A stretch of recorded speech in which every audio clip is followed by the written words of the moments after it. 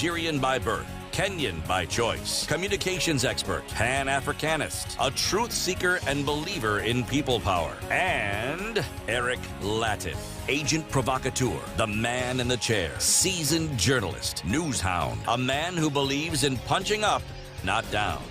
Hello, how are you? It's bang smack in the middle of December's 15th day of December 2020.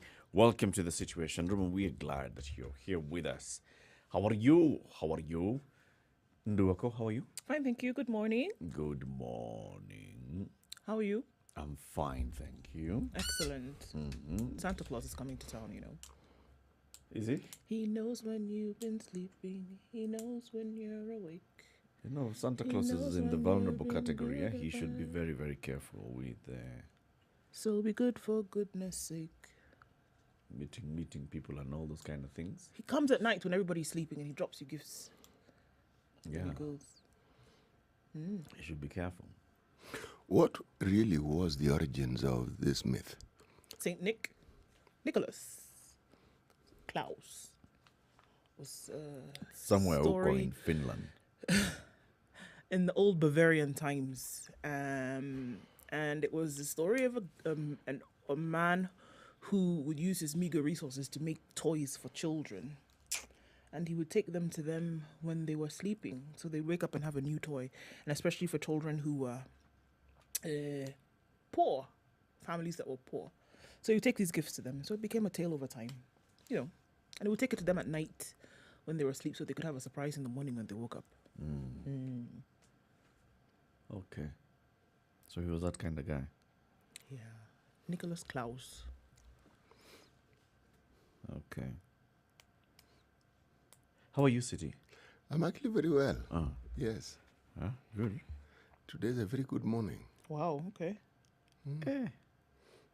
Kuliendaje kwani? It's, should we see the mindset that you not only wake up with, but which in the process of preparing to come to work, you acquire. You do a little reading, you read something, and it sparks a certain thought process in your mind, and you carry on with that thought process. And you realize, really, this is good. It is good. It is good. You know, we're talking of Christmas, huh? If I listen to the vibes, if I consider the news items that I read in the papers every day, and I consider some of the chatter that people who are in the security business and those who have spoken to us, this Christmas may not be a very good Christmas for some people. Because I have a strong suspicion many people will be arrested. Because of Well, just the usual anti-corruption things. So they'll be out beyond curfew. That may very well be the case. They may even be given the mandate the usual bond and so forth. But, you know, these cases that seem to take forever, I took the cue from the Oluke case. I'd forgotten about those things completely. The way things when you figure, that one's under the water. And then it appeared, it emerged. Now, if I look at the discussion that has gone on, take for instance, when the DCI boss spoke about 2007, 2008 violence in the Rift Valley. I don't think that was accidental. When we spoke to the people in the Anti-Corruption Commission not very long ago, and we're having this chat about the delays, at least the perceived delays from our perspective, and they explained to us the processes. Those processes at some point come to an end. And when they come to an end, somebody will get arrested. Because it's a question of ensuring you have whatever it is that meets the threshold for that arrest.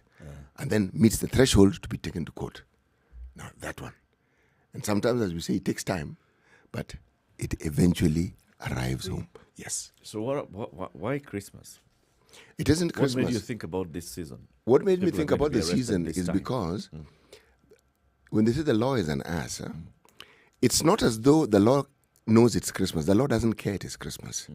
If at this particular period in time, this is what they have arrived at, they will act. But on the other hand, we were also told by the CEO of the Anti-Corruption Commission themselves that they look for high-profile cases. And what came to my mind was high-profile time. Christmas is a high-profile time. If something happens to you during the Christmas period, it'll be remembered longer than if it happened, say, in March. Yeah. Because there'll be the association of, it was the Christmas period when this guy was. So they might take this opportunity to strike, according to. I believe they will strike. Not I think. I believe they will. See, you have leakage and you're just not giving us the leakage. No, I don't have leakage. Huh? You just tell us, mark my words. No. Verily, verily, I say unto thee. Hey, Eric, Reverend Before Eric the is here. 31st of December this year. I'm not even saying 31st. Eric, remember, but this is something I've been saying for a long time. Huh? I didn't start saying it today. No. This is the first time you're talking about Christmas City. Oh, not Christmas. I'm talking about the arrests. No, but I'm this just talking today, about you're the being period. very specific. Yes. You're being very specific. You're saying this Christmas season, people are going to be arrested. Yes. They will be. And this, you're not saying that it may be. You're saying they will be arrested. The reason why, even before when we talked about people being arrested. Last year I was said, Christmas also, and there was No. still corruption, and there were no arrests. last year I didn't think of it that way. You know how it is, information percolates in your mind, and then bits and pieces fall in. And as you keep thinking about it, there are things which are puzzling. Why doesn't this happen? Why does this get thrown? A lot. Then you get to a point when it's like the penny drops. And they say, oh, okay. This could just So, happen. so this is where we are. I am at, this is where we are moment. Okay. It isn't the leakage. No. Well, Okay. If it was a leakage, I wouldn't say it on air. there's 11 days. I would have called you aside and said, I've been told, guys. Hey. I would even have mentioned names. Maybe you're going to do that part. I'm hoping you're going to do that part a bit later when I switch off the mic. You'll say, hey, You know the thing I was saying? is Nani your friend? For all you know, I might say, Eric, it will be a good time to go and visit Ethiopia. Sababu ni wewe. Kuna vile. We have a lot to discuss today. Big stories in the newspapers as well. Today is the Msambweni Day. Voters in Msambweni are going to elect a new member of parliament. And this is also with the number of county assemblies, reps across the country, in some parts of the country that are also holding by-elections. Haya, that is one. COVID-19, that is second. The Electoral College in America, that is third. All those things are coming together. But let's start with COVID. Let's start with COVID. All right. So officially, the world's COVID-19 cases are officially 1% of the global population. 73 million COVID cases now in the world. 73 million. 188,395 COVID cases globally. We're looking at 1,627,783 deaths, with 51 million having recovered. So, with give or take 7 billion people on the planet, we're looking about 1% of those having contracted COVID-19. The United States now at almost 17 million cases. They're looking at more and more cases as they go along. Of course, we've seen that health workers began to receive the vaccine yesterday in the US. And we also saw that more and more continue to receive the vaccine in the UK. Also heard yesterday that the UK has now discovered a new strain of COVID-19 and has reported the same to the World Health Organization as they start to look into this in terms of what it could be. New strain has mutated, coming back more potent, and they're looking into this particular one, been found in the United Kingdom. Is this the first country to announce a new strain? The first country to have now handed this over and everything in terms of information to the World Health Organization. Yep. All right. Okay, so the numbers still definitely continue to rise. Let's look at the numbers that we are seeing in Kenya for now. Localizing everything, 92,055 cases now in the country, and closer to 100,000 cases in Kenya. Yesterday, we reported 163 new cases and 6 new deaths. This is a trend. coming out of the weekend, the testing that has been done is quite low. And the numbers are always low on a Monday. So 163 new cases, 6 new deaths. We'll see how this unfolds over this week, and see what those numbers look like today. But overall, the last 2 weeks, the numbers have been significantly dropping, have not crossed 800 cases in a day since the 1st of December. So this is indicative of a drop in the testing, a drop truly in the positive cases, and then which could then show to a drop in case positivity. But we are yet to know. So we're going to have to wait and see how this is looking like around the world. Okay? London, going back then to the UK, London is going into where they had released the measures, kind of. They're going back into a lockdown from today. And this is now a total lockdown. And asking that everybody basically stay home for now. So total lockdown means don't get out of the house. Yes, for the next 14 days is what they had announced as of yesterday. Now, I don't know how that's going to be or if it's going to work. Christmas is going to fall within those 14 days that they've asked for. So it's going to be a very different celebratory period in the UK. But this is the city of London specifically. You've not heard about the boroughs around London or any of the larger towns. Okay, so that's what they're looking at. So I mean, everybody's still recording higher cases here and there, and this is what we see. But again, even with the reporting of higher cases, everybody's looking at the vaccine and saying that this will be the one that will save us from now recording higher and higher numbers. What are the numbers looking like in Canada? Okay. They received their first batch of vaccines. Canada is still under 500,000 cases, now at 468,000. They've recorded 13,500 and so odd deaths. Yesterday, they reported 8,119 cases and 122 new deaths. They have been able, however, to test quite a number in terms of their population. Overall,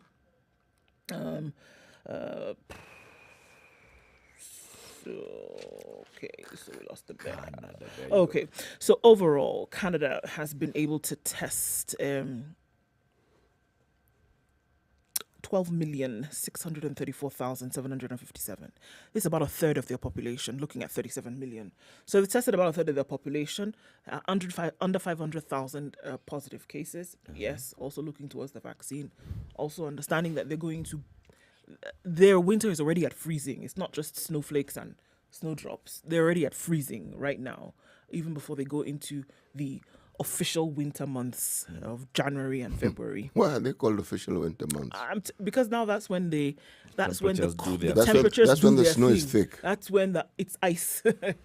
So November and December, usually the snow is falling, but then it's not really frozen over until January. You really must emphasize this frozen bit because in my African mind, okay, snow. let me give it to you like this. You see ice cubes in your freezer, right? It's huge. It's sheets of that everywhere you go. Now you see the frost that's in your freezer. The frost now, not the ice. The white stuff. Snow. It's the snow in your freezer. Now that's what's caked everywhere. But it gets so cold that it becomes like sheets of ice. Like forming on top of your vehicle. How many months of winter? Canada has about, I think their spring comes in about April, May. It's not good. It's very cold. So these people don't really need fridges, do they? If you want to think about it. No, it gets very, very cold actually up there. Minus? Oh my goodness, minus 12, 13, 14.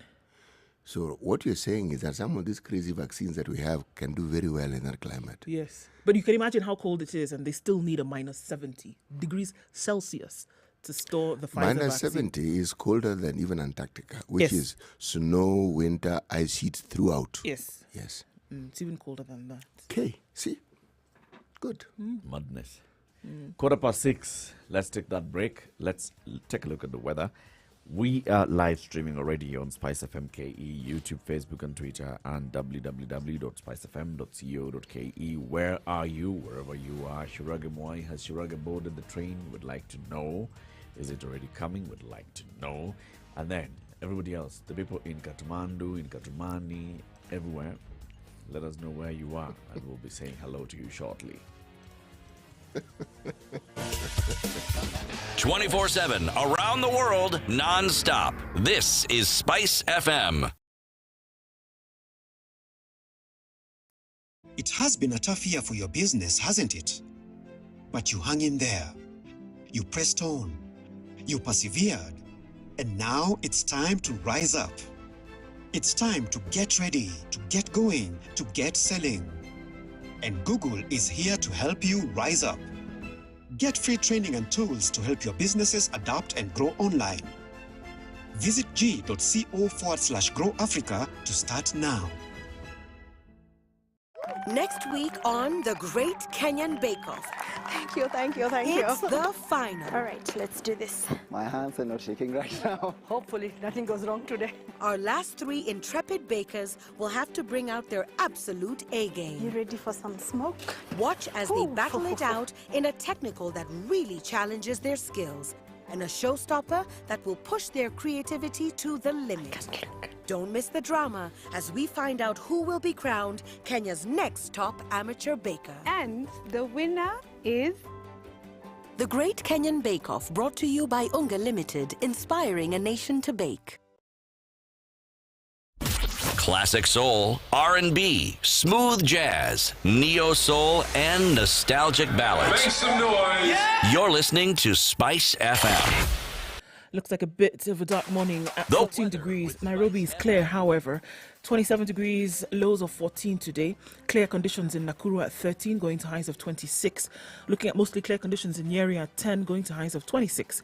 It's 8 in Eldoret, quite chilly today. Highs of 24 and lows of 8. It's clear in Kisumu at 19, going to highs of 29. The high will also be 29 in Kakamega today, currently at 19 degrees and clear conditions throughout. It's raining in Mombasa this morning at 25. It'll go to highs of 31. Clear conditions in Malindi at 19. Also with highs of 29. We're looking at highs of 26 in Kampala. It's mostly clear at the moment at 20. Mostly clear in Dar es Salaam as well at 25. Going to highs of 32. Coming back down to lows of 25. Johannesburg is clear this morning at 15. The highs will be 21 today. It's also clear in Lagos, at least for now. Highs of 31 and lows of 25 with a chance of rain later on. Clear skies in Kinshasa at the moment. We'll see highs of 32 and lows of 24. Sunny conditions in Beijing. However, it is freezing. -5 today. And only go to highs of 2 and a bitter low of -10. Paris at 10 degrees, raining this morning. It's going to be combined with sleet during the day. 100% chance of rain through to the evening. Highs of 12 and lows of 6. And London is clear at 10, going to highs of 11 and coming back down to lows of 9. Monday night in New York reads mostly clear and 5 degrees. Getting into Tuesday morning, we'll see highs of 9 and lows of 1.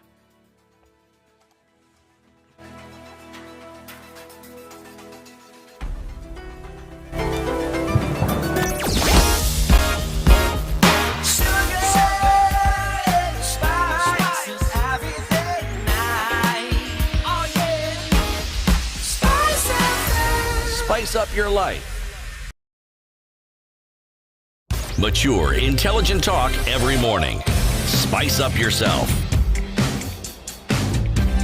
Okay, where are you? Let's say hello to them. Okay, everybody's here. Solo where it says, CT, you have a premonition. Believe me, there's worse to come. Can you see the owls flying? So Solo has joined that in your Bandwagon. Solo is with you. You guys have leakage. Just say who's being arrested, when. Just tell us. You need Eric's conspiratorial mind. Even when you simply arrive at a conclusion based on looking at facts and pitting them against each other, there has to be some sinister motive behind it. Fact that you put There out is- here, CT, everything you've said. What fact? But it's conjecture. Have I not just said? You've arrived at a conclusion Yes, based on but facts and putting things together. But did I not even mention specific? I said this happened, then this happened, What then happened? this happened, What? and then so from what I see, This and could given the utterances that we've had, did I not mention details? Yeah, those are not details. Just because you've said that you know Wait, people have been wait, arrested now. before. Wait. You know, even the DCI when he was here, he said they've gone for big cases. So what does that mean No, about now arresting not people big in the next 15 cases. days? Not big cases. He told us that at the no. beginning of the year, It's not just him. 360 days ago. High profile is the term they profile used. Yeah, so Yes.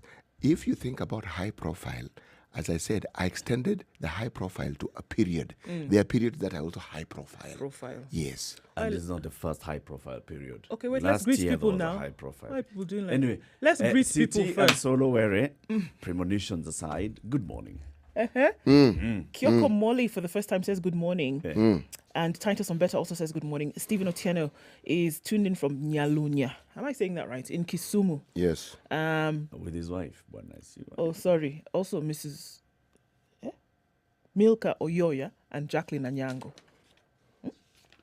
He's tuned in with them as well. Okay. Excellent. Harold Ayodo says, good morning, great people. Will Santa Claus wear a mask? Well, he better. This year, over the surging cases of COVID-19, he better.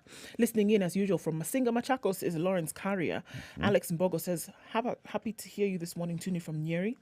Tuned in from Rachonyo North is George Otieno. And Bogo is tuned in from Mombasa. Shege Wandongo, tuned in. It's been a minute. And Brian Kayunda from Mombasa. Reagan is logged in successfully. And he's asking us to talk about FKF threats to Kenya football. Wycliffe Ogora is tuning from Kisii, following up. And Charity is tuning from Nakuru, as is Rogers Lai, tuned in from County 001. Eric? And Ondicho is tuned in from Kwamtusi Mwingi. Those places that you said. There you go. Good morning, everybody. Good morning, everybody. And Shuragi is on the train. He is. Okay. Shurage, enjoy the ride. All right. Karibuni sana kila mutu. Siti Muga. Today's proverb. When the village chief himself goes around, about to say thief, Yeah. inviting people to a meeting, pause. The system is broken. It's a Ghanaian saying. Let me repeat it. When the village chief himself or herself goes around inviting people to a meeting, the system is broken. You know, that could work for the village thief as well. They don't go around summoning people. The system would then also be broken. They go around robbing people. Themselves. Yes. And that system is working quite well. Okay. Let's look at the headlines this morning. Msambweni is a big test for Raila and Ruto, according to the Standard. Voters are going to the polls today with ODM boss and the deputy president rooting for different candidates, and Joho and Vuria are fighting it out for supremacy at the coast. Yeah, we always have to look at an antagonist and a protagonist. Don't Yep, we? and that is us. Besides everybody else, Yep. all the candidates that are there. So, tell me whether the last time you heard of these political parties. There's a party called the Party of Economic Democracy. PED. Party of Economic Democracy. It has a candidate called Ali Mwakulonda in that election. The United Green Movement has Dr. Hamisi Mwakonje. The Wiper Democratic Movement has Sheikh Mahmoud. National Vision Party has Morero Mochai. ODM has Omar Boga. And then we have three independent candidates, Mansour Kumaka, Charles Bilali, and Faisal Badar. Those are many people. Votes will be divided. There are parties I haven't heard of. When I was looking at the list of parties that we have in Kenya, I actually came across some of the names you've mentioned. New Vision, I was wondering why it's familiar. Then I realized there is a newspaper. This is national. That's The party is National Vision. Then there's a newspaper called New Vision, yes. Yeah. So Uganda. it's the vision thing that that resonated. Yes. Green Party, I'd read about. Wiper, I've heard about. I even know who the leader of the Wiper Democratic Movement Well is. done. Right. Yes, that one I know. Huh? And then Independent, that party, I even know the leader of that party. The Independents. But there is an Independent Party of Kenya. There's one, eh? Yes, the one Independent. of Sheikh Nani of a long time ago, IPK. No, that was the Islamic Party of Kenya. That was Islamic. There's the Independent Party of Kenya. Uh-huh. Yes. Oh, but there are many parties. Yes. This democracy we speak of in Kenya is real. Is proper. No, it's proper. Yes. But what I see in Msambweni is something that I saw in the Moi era. When you have this number of candidates who are vying, unfortunately, my conspiratorial mind has to shift gears and I have to wonder, have they been made to vie or are they just vying? Let me see what. You see, when you have this number of people vying, votes will most certainly be divided. Yes. Most. And for this particular position, you don't need 50 plus 1. You just need to win. So you sponsor some candidates where you think you cannot get. Yes, where you think there is likely to be. Because I would like to know where all these people come from. Msambweni. If there's a, yes, Msambweni, but which particular. Where? Really, Eric? Okay. I'd like to know where these people come from. Somebody by election. This guy. You need to check what's in that cup. It's not a cup. It's not a cup. It's how he woke up. So you want to check This is the that village, point. This is that the point. village and the ward that they come from. This is that point in time, Eric, where I tell you categorically, I'm not talking to you.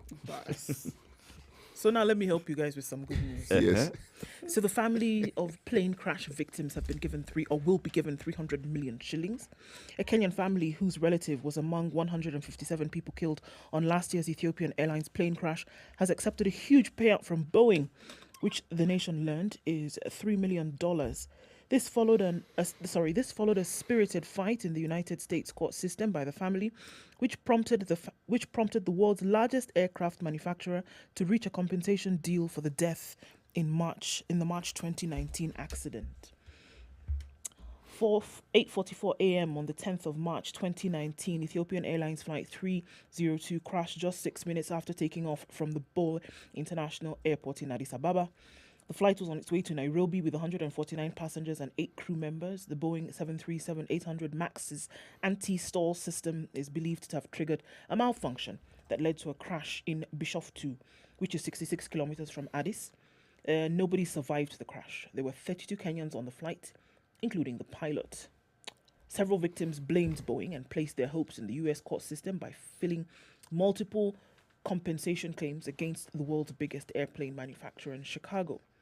And with compensation claims piling up, Boeing has been trying to pursue out-of-court deals with the families of victims. Some of the victims' lawyers made public 2 attempts by Boeing to settle out of court. In what would be Boeing's first admission of liability for the crash, the manufacturer has now reached an out-of-court deal with one Kenyan family after initially denying liability. Usually out-of-court deals of this nature involve the admission of liability. However, the terms of this settlement agreements mostly remain a private affair between the concerned parties, unlike court proceedings, which are open to the public. So this is just for this one family? This is just one family, and it's likely that, as they continue to pile up, Boeing is going to pay out some more money. After this would be the second time a crash of this nature because of the anti-stall system has occurred. Was this family pursuing the case of one relative? Is it 300 million shillings for one relative? Yes, this family has gotten this amount of money. For one relative? Because there's a Kenyan family that someone lost 4 family members died. That's a different Man, case. woman, and 2 children. Yeah, that's a different case. This is just one family and their relative who passed. Of one relative? Yes. Okay. So it's likely that we're going to see in the coming months, we'll probably see and hear more. Also, there will be those we will not hear about who would have been paid off to be out of court. Because the truth of the matter is that Boeing has always tried to keep these cases out of court. It doesn't really do good for their public image. It doesn't, but also, I get the impression that these cases have been taken individually. Yes. They're not class. There's no class action now, as such as if you look at some of the cases and the settlements that in that country of the US against big tobacco, against some big industries, some of them run in the billions of dollars, not shillings. I was about to say that even this $3 million for Boeing, in terms of what they've paid in the past and what they're likely to pay over the next few months or years, this is not very much for them. No, it isn't, but it opens the requisite floodgates. For sure. So now there's People a clear have seen the indication. possibilities. Yes, exactly, because you only need to consider, for instance, cases that had been considered Maribanda, years, Mau cases. Then there's a gentleman called Day. And he saw the light of day. And lo and behold, the Mau veterans have been compensated, and they keep getting compensated. which means that when one case is settled, just one, that's it. That's what you need. It's to a precedent. Yeah. Yes, for the To set the precedents. wheels turning. Yes. So, right. All right. You really cannot replace somebody who's passed on. But Absolutely at least, not. At least they do get something out of the whole ordeal. Because this they've was gone terrible. through. We're looking at people. I mean, a friend of ours. In this same crash, you're looking at people who buried banana stalks. They couldn't get their families back. They couldn't get their people back. It is true, Yeah. but when I am comparing this with, for instance, the horrible incidences we read about in our papers of car accidents where people have died, Yeah. do you have compensation? Yep. Nope. No. No. Nope.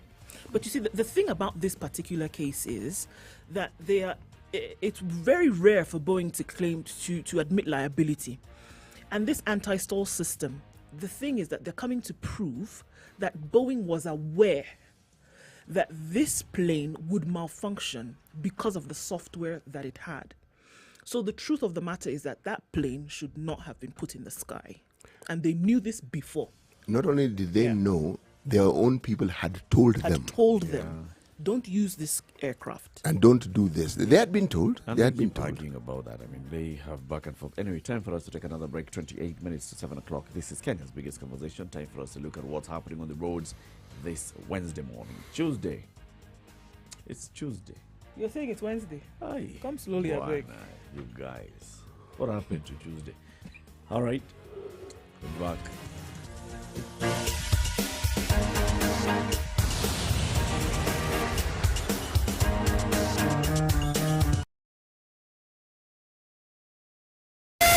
Spice FM, Malindi. Okay, you're gonna have to teach me how to say this one. Wait, Traffic. Okay, sure. There's been an accident right there at that place as you're heading towards Nairobi, guys, and this is along Thika Road. So if you're coming in this direction, that's what you're going to meet in front of you. So please approach with caution. This Tuesday morning, traffic doesn't look too bad just yet. On Mombasa Road, it's building up just a little bit around the SGR, but not so bad. Hopefully we'll have a day just like yesterday where traffic was flowing smoothly. People didn't have any problems. People were driving without a care in the world, and the wind in their hair and the sun at their back. Okay, so there's not much traffic this morning. That's essentially what I'm trying to say in my mind for the most part. Okay, so let's look at it, what happens through the day. Half an hour or so, we'll see how that may have built up. Let us know if you get stuck somewhere, but it looks like it's pretty good so far, all right? Spice FM KE, that's how you can reach us on Twitter this morning or text on 40127. Sugar and spice and everything nice. Everything nice.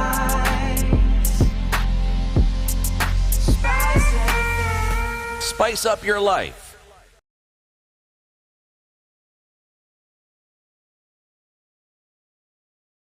Mature, intelligent talk every morning. Spice up yourself.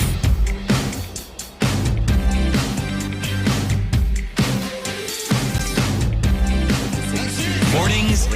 This organization called the Financial Reporting Center, it has done some investigation, and that investigation has been obtained by the Standard, and the Standard has published a story on page 2 today, the puzzle of City Hall's huge black hole and one man pocketing millions.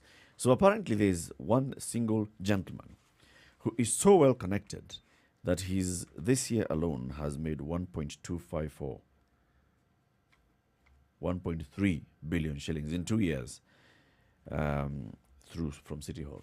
All right. How has he made this money? Various ways. And is The it man has a many legal process? companies. Is there Does an he work opportunity? for City Hall? Are there opportunities for other people to join in that particular enterprise? There are opportunities for other people to join. Whether those other people are able then to benefit from that is the question. The super deal maker who owns with other associates the 10 entities which received a total of 1.25 billion shillings from the county government for supplies not associated with their profiles. Pesa iko mingi, all right? So, let's say between January 2019 and October this year, the company had received 982 million shillings from the county. On paper, the monies were indicated to be payment for a garbage collection contract. The monies were thereafter transferred to accounts of 3 individuals to the tune of 713 million shillings, and another 132 million was moved through cash transfers. So you just go to the bank, you withdraw in cash 132 million shillings, and then 26 million shillings withdrawn via checks. So this cash transfer, they were saying that they were paying the casual laborers for garbage collection. Okay. Another account held by the same company received 122 million shillings in a span of 3 months. That's February and May 2018. A whopping 119 million shillings was withdrawn in cash. 6.5 went to the petroleum company. So there's a petroleum company, which is one of the companies that he co-owns, that received a total of 1.1 billion shillings.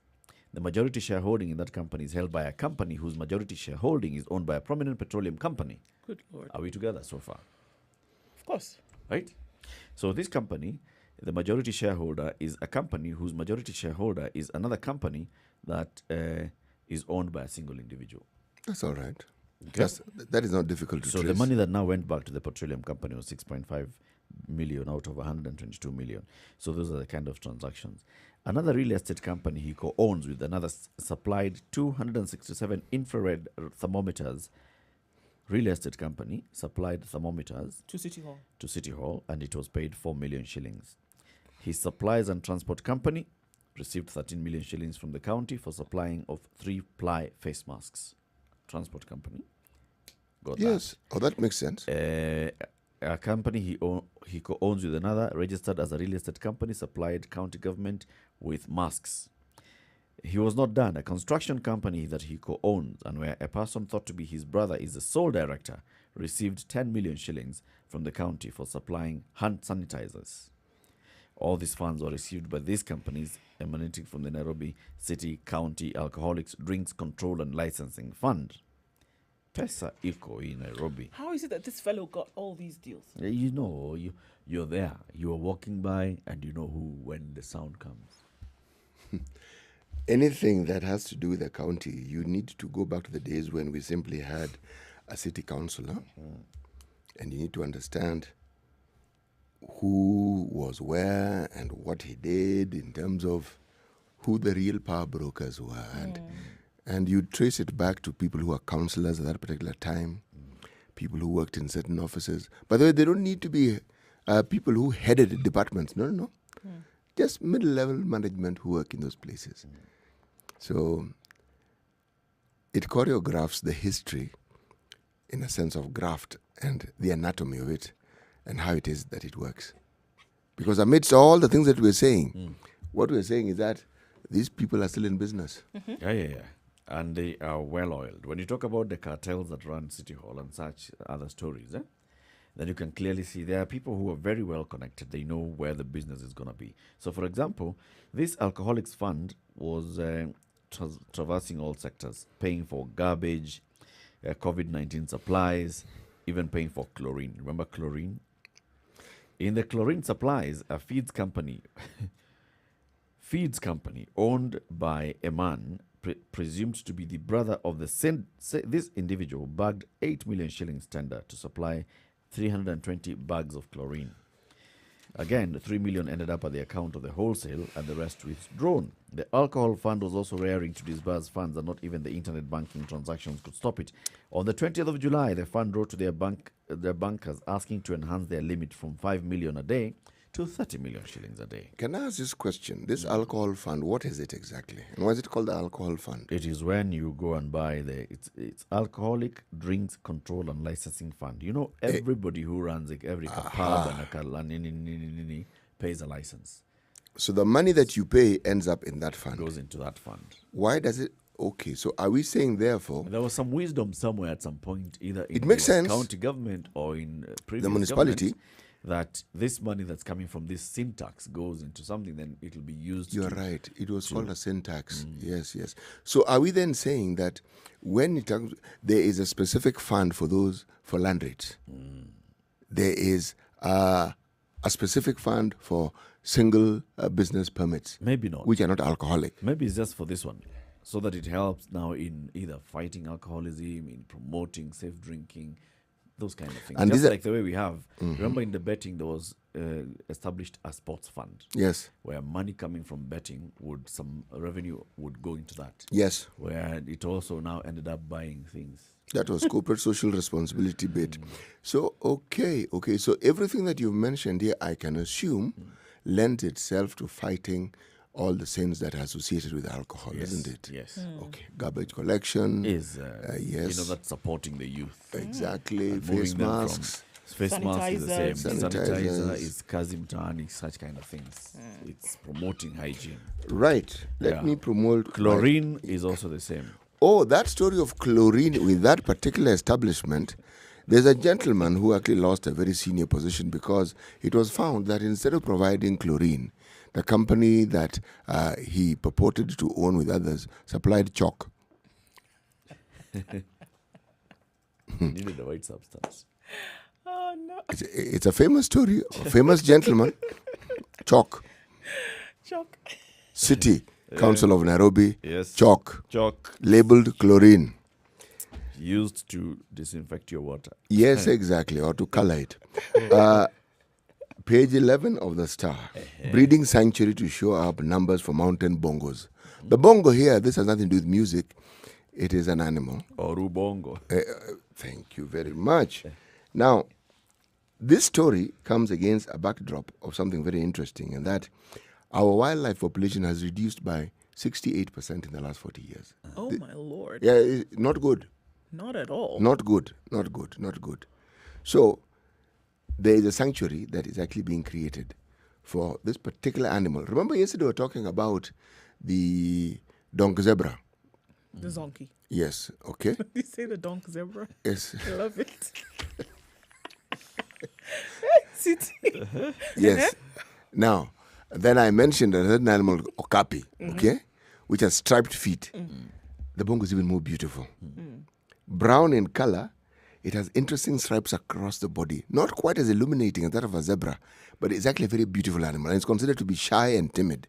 Now, the minister in charge of wildlife and associated activities, one Mr. Balala, was actually flagging off this particular sanctuary where there's been seen a need to preserve this particular animal. Now, thinking behind conservation is what led to conservancies, where the community around it is ensured that they benefit from those animals. So they, more than anybody else, instead of seeing these as fair game, pun intended here, of course, that they would then seek to protect.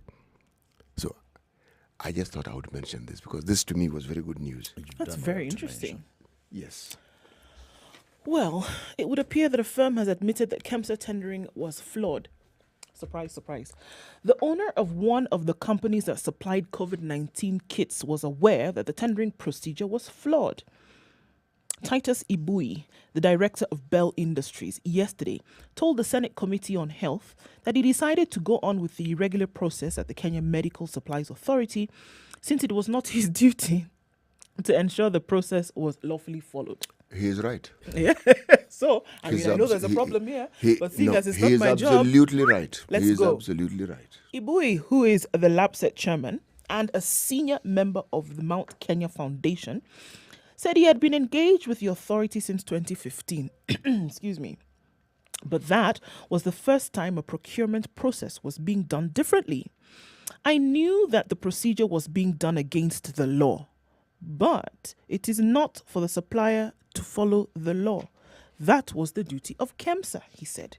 This puzzled Narok Senator Ledama Olekina, who asked how it was business as usual for him, despite being aware that the law was being broken and the tender process was needed for accountability.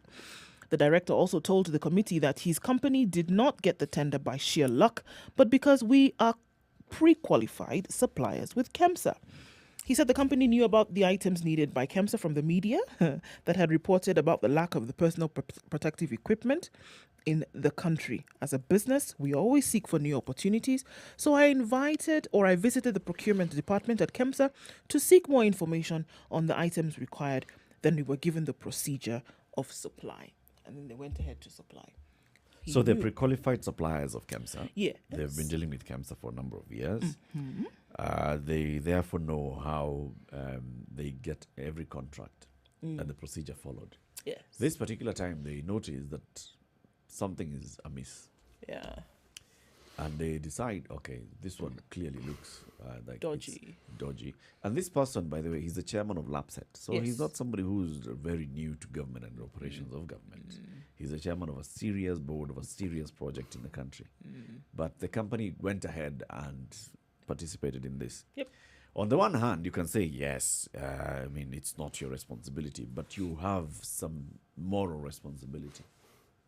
You're a taxpayer. This company is not a foreigner. It's actually taxpayers' money that is paying you. 185 million shillings, to be Yeah. precise. So you want to tell me you shouldn't just sit back and say, look, guys, what we're doing here is not the way you've done before. You see, what I'm wondering is how did he come to know about the procedures that were being followed? I assume, no, I want to participate in a process of supplying. Right. Surely, what I am entitled to is following the procedures and putting my bid. How then do I get involved in the process of determining who gets the job? That's not the issue. It is how the job has been advertised, everything. What I'm saying is, again, how is it my business? I'm So you're this- saying maybe is you your changed your business, it's procedure. your business. And, no, how is it my business? It's your Yes. business as somebody who's running a moral entity, a company that knows it follows the law. If you see that the law is being broken in how you're being identified as a supplier, that should raise alarm. Eric, actually, what I'm That asking should is, tell you.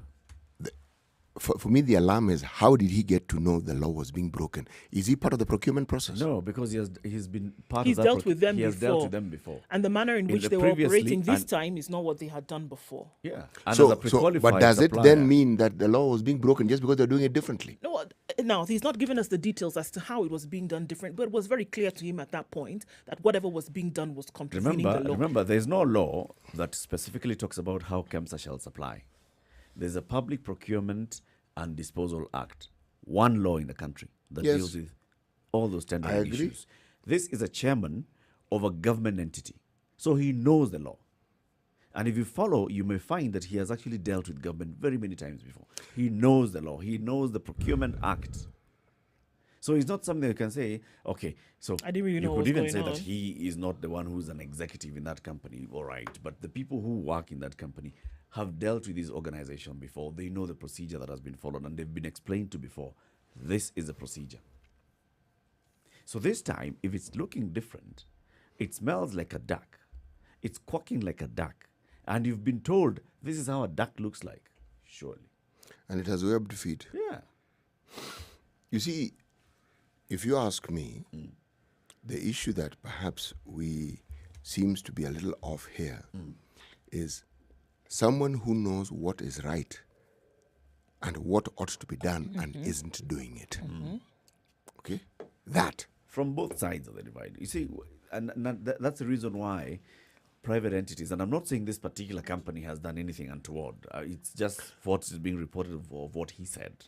But if we always keep talking about those in positions of authority in public service who are bending the law, and we always say that there are those that participate in this also come from the private sector. This is how it happens.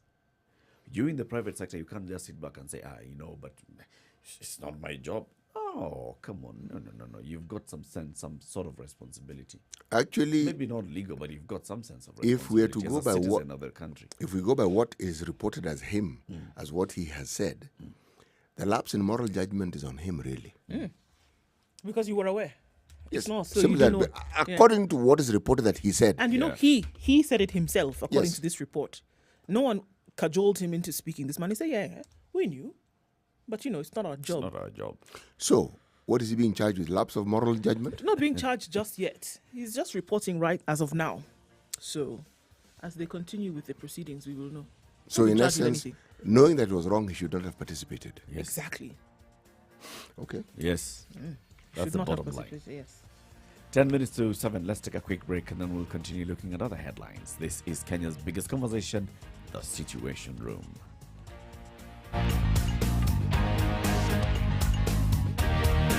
Spice FM. It's getting hot in here. oh, everybody steals. It's better a thief who brings something small back. And I say to myself, there's no better thief. A thief is a thief, period. All those bribes, how much they're getting per year, how much inconvenience they're causing, as much as you call it a small case, it's worth it to be convicted. The truth is, we are a tribal nation. Because if we were not tribal, and I want to go back to this, you cannot continue walking around with a mug which is clean outside and it's rotten inside. We have become a fuliza country. We have mortgaged our country because of debt. You've got one chef working and the assistant chef wakati anatakana koroge unga nini hayuko.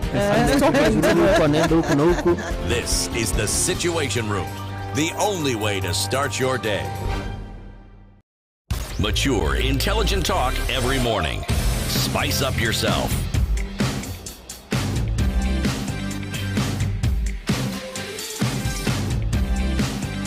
Mornings done right. 94.4 Spice FM, Nairobi. This is Kenya's biggest conversation. We're looking at more and more headlines. So, today is Financial Tuesday. So, the Financial Standard is the pullout in the Standard this morning.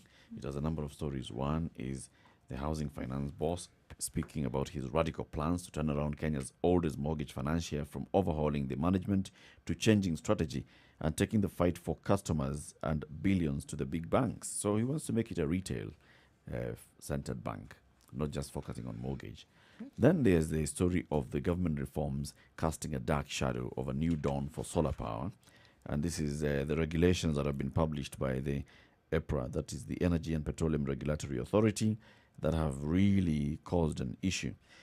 It's quoting EPRA Director General Pavel Oimeke, but there's also an issue here about Pavel Oimeke. And this is with regards to whether he is continuing to act as Director General or whether he's been removed. So some statement coming from the board yesterday saying that because Pavel Oimeke was arrested over allegations of accepting some bribe by the EACC officials, the CS for Energy has has had a word with the board, and the board has appointed an acting Director General to this position. High-stakes games being played at the Energy and Petroleum Regulatory Authority. Very high-stakes game, because the man is just being arrested over bribery, and it's to the tune of what? Is it about hundreds of thousands of shillings? 200,000. 200,000 to shillings. be precise. Imagine. That's a bribery claim, 200,000 shillings. He was arrested, blah, blah, blah, taken to court. Now the board appears divided. There are those that say he should continue remaining at the helm. Others in the board. He has been accused, has he not? Has it been proven? No. You see, this is the thing. This man, just because he's been accused, he is now guilty even before any due process has been followed. Yeah. Well. And this was over a petrol station. Yeah. Yes. Which it is alleged he had claimed he had the influence to reopen after it had been shut. Yeah. And the said amount was the amount that would be instrumental in ensuring that the petrol station was opened. Yeah. So, NEC is pleading with exam candidates not to cheat. Yep. The council advises on need for honest work during tests and cautions against obtaining any unfair assistance. The National Examinations Agency has pleaded with 1.9 million KCPE and KCSE candidates to avoid cheating in the upcoming tests. In a passionate letter released yesterday, the Kenya National Examination Council said it is painful for the agency to cancel results each year for candidates who cheat. The letter dated December 14th is sent to all candidates through primary school head teachers and high school principals. Acting NEC Chief Executive Officer Mercy Karago cautioned that in most cases, candidates are misguided by teachers, parents and classmates to participate in examination malpractice. These people mistakenly think that they are helping you, but instead they're exposing you to suffering through loss of examination results, cautioned Karago. The one-page letter advises candidates that engaging in examination malpractice will not make them better children. But even with the plea, Karago cautioned that the council will not hesitate to cancel national examination results for cheats. No examination results can be given to candidates who have cheated, because results are only given for candidates for a candidate's honest efforts. The council also warned of dire consequences for those who will engage in exam malpractice, citing Section 271 of the NEC Act 2012, which spells out stern penalties for examination cheats. So, it would be good if they heed that advice. It would be very good. Now, the DNA issue of the late MP Murunga, the results are out. There is the woman who came out and said that Murunga was her husband, and in fact they had 2 children together. Both children were subjected to DNA testing. Their DNA results are out. One of the children is his, the other one is not, according to the DNA results. The MP was not the biological father of the younger child, as a result, which has brought a new twist to the paternity dispute between Agnes Wangoi, who claims Murunga was her husband, and his 2 widows, Christabel and Grace. Wangoi now plans to file a succession case to have her recognized as Murunga's 3rd wife.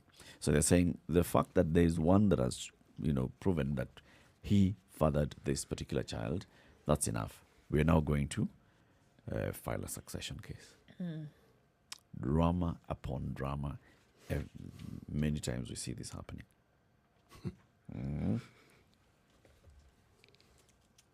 Prospective fathers beware. Yeah. Yeah. The case that we discussed yesterday, just as we go to the top of the hour, you had something else? Well, no, but go ahead. Okay. This is the issue of Kenya, Somalia, and Somaliland. All right. The president of the Somaliland was here yesterday, Musa Bihi Abdi. He was in State House. He was hosted by the president. Our case is now going to IGAD.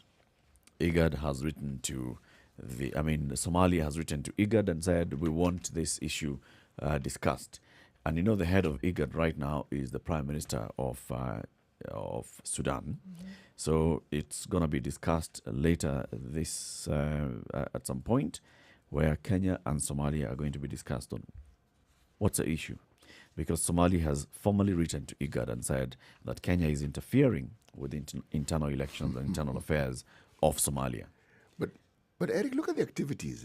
Here we have an envoy moved this way, another envoy moved the other way, a letter being written. But at the same time, you have a president or a leader of a certain part of Somalia visiting us. Yep. You have the president of Ethiopia visiting us. Yep. Not coincidental. Not coincidental at all. In terms, if you're looking about geopolitical space, as you correctly surmised it yesterday, Mr. Famajo is being sent a message as well. Even he is getting his own message. Yes, he has written, but he has also received a message. Yes. So let's see how that plays out then in coming days, when the matter is actually now taken to IGAD. Somaliland is there. This is what our president said. Somaliland is an important partner in the Horn of Africa region in the fight against terrorism, and particularly Al-Shabaab. This is according to our Foreign Affairs Ministry. Kenya has no diplomatic presence in Somaliland, but takes cognizance of the political and economic stability of the region and is keen to enhance and broaden trade in goods and services, as well as investment, as the cornerstone for long-term development cooperation with the region. There you go. There you go. So, it's about Jubaland. So now we are going to Somaliland. And remember, Somaliland, break away. Yep. Yep. That's why they have their own president. Mogadishu does not recognize Hargeisa. Nope. Higher. Let's see how that goes. Keep it right here. In the next hour, we will be speaking to the man who is running Naivas currently. Naivas Supermarket is now the largest supermarket chain in the country. We'll be having a conversation about that. It's now 7 o'clock. Good morning.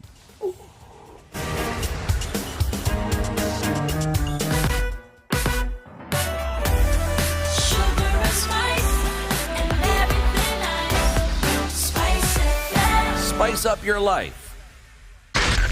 Spice FM, Nakuru. All right, so main roads today, we're looking at good conditions on Mombasa Road, headed into the CBD, in and outbound today. It's not looking too bad. Coming off of Thika Road as well.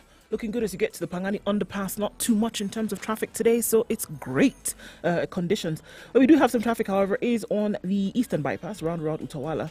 Fortunately, there's been an accident there, and inbound, there's some traffic. So if you can use an alternate route, do that. You've not gotten onto the Eastern Bypass just yet. You may not want to use that right now because of that hold up. Looking very good on Mombasa Road today, right around Airtel, flowing along so smoothly today. So we don't have any hold ups right now. If that does change, we want you to let us know so we can let people know in advance of time. Gonna ask you then, guys, be extremely careful. Even as you move at greater speeds, always a temptation to go faster. Unfortunately, the chance of accidents is higher, so please be careful, okay? Whichever way you're going into. Southern Bypass, looking good this morning. Get you to Langata Road and then out towards Kikuyu with no problems at all. All right, talk to us through the next few minutes. Spice FMKE on Twitter or text 40127.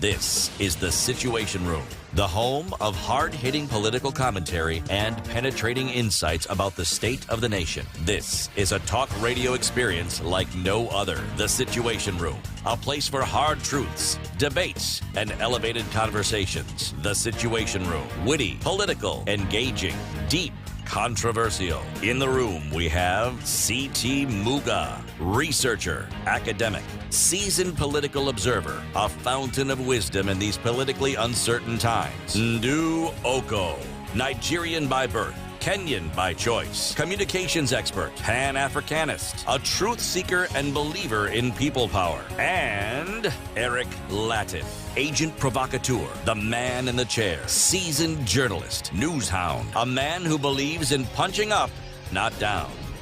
This is The Situation Room, the only way to start your day. After 7 o'clock, this is Kenya's biggest conversation. It's The Situation Room, broadcasting from Nairobi to Mombasa, Kisumu, Nakuru, Eldoret, Nyeri, Malindi, worldwide. And we begin the hour, as we always do, with the man who uses brand new swanky notes from the bank as his bookmarks. When the village chief himself goes around inviting people to a meeting, the system is broken. New banknotes notwithstanding. Yes, that's what the chief does. Goes around inviting people, and when that happens, the system is broken. When the village chief herself, personally, goes around inviting people for a meeting, system is broken. How would a functioning system look like? Usually you have the town crier who does his job, those who have been informed, lower cadres. Chiefs have send-arounds, people who do their bidding. They themselves do not go around personally inviting people like to palace meetings. Messengers. Pontificate on that one. You come and find the man sitting in his big throne chair, right? Or just a stool, yes.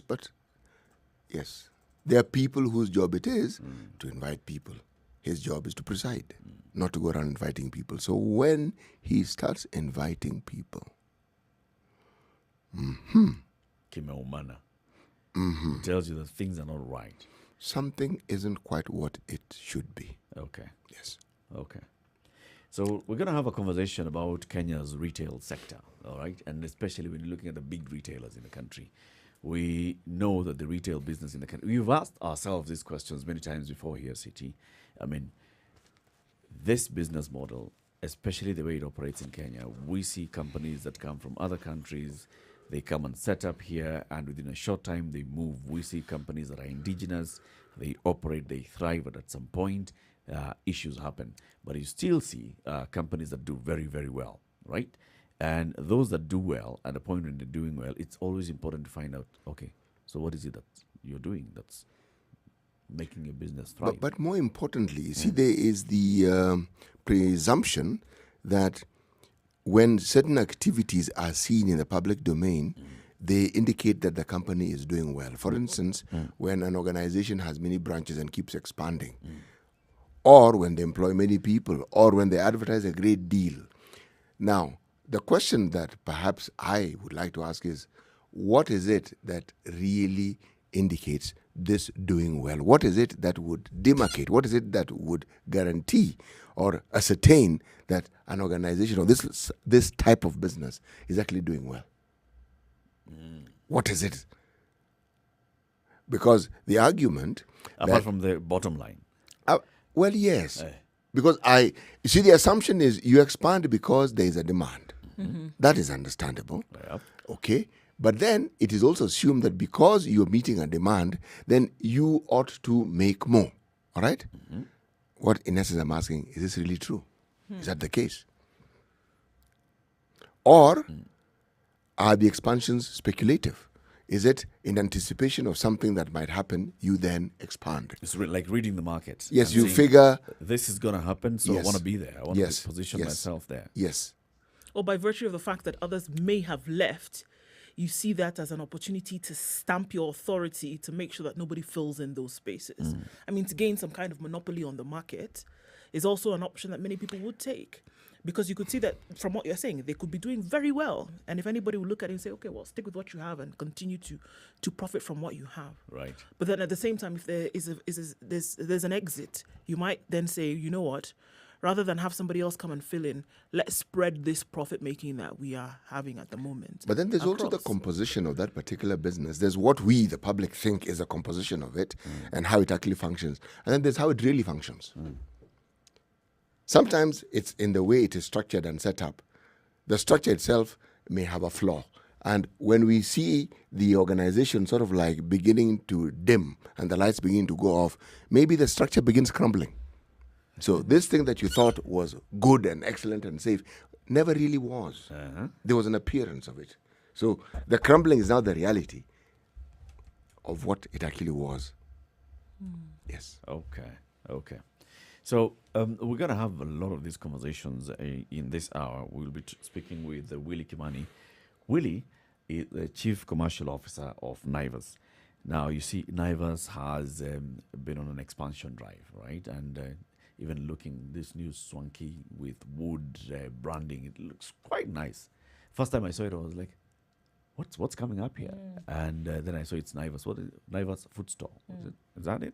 Food market, Naivas Food Market. And it is looking very, very good. So let's just seek to understand all that business. Willie Kimani joins us on the line. Good morning, Willie. Good morning. How are you guys? Very well, thank you. Welcome to the Situation Room. Thank you, sir. Interesting listening to the way everybody presents the question. It's very interesting when you find people who haven't been in the detail, as we say, retail is detail, trying to explain it all. Yeah, it's and I hope within the hour we'll be able to explain much more our plans and also maybe industry-wise. Very good, and that's why actually we are glad that you've joined us. Let's start with Naivas, and now Naivas is operating currently in the market. How many stores do you currently have? And because Naivas is now being billed as the largest supermarket retail chain in the country. Yeah, we now have 69 stores. We just opened the 69th one at Rongai.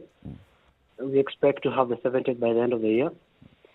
And to put this into perspective, I'll have to put it, we are only 33% of the market share, which is modern trade market share. So you have what you call general trade, and then you have modern trade. And the split between modern trade and general trade is 70-30. So out of that 30% pie, we are 34%. So that makes us quite a significant player within the market, and technically the number one retailer. So when you talk about by both size, numbers of outlets and revenue. Just explain a little bit, Willie. When you talk about size, what are you looking at? Are you looking at the volume of the business that you do? Are you just walk us through the details of what determines size in this line of business? Yeah, well, size, to be honest, it's not the number of stores. Size is about how much market share you have as far as sales are concerned. So you might actually find that there's someone who has only 8 stores, but they're actually doing way much better than someone who has almost 20-something stores. You get so at the end of the day, it's all about how much volume that you're pushing, specific, and the key one that we actually track is on the FMCG goods, which gives you more of a like-for-like perspective. And how are you doing, Willie? when we're looking at Naivas now, because you're saying, okay, here we are, 69 stores, soon to be 70 around the country. And then you also say that it's possible somebody could have 5 to 8 stores and then control the market. How are you doing? Absolutely. We're doing quite well. I believe we are market leaders, not by chance.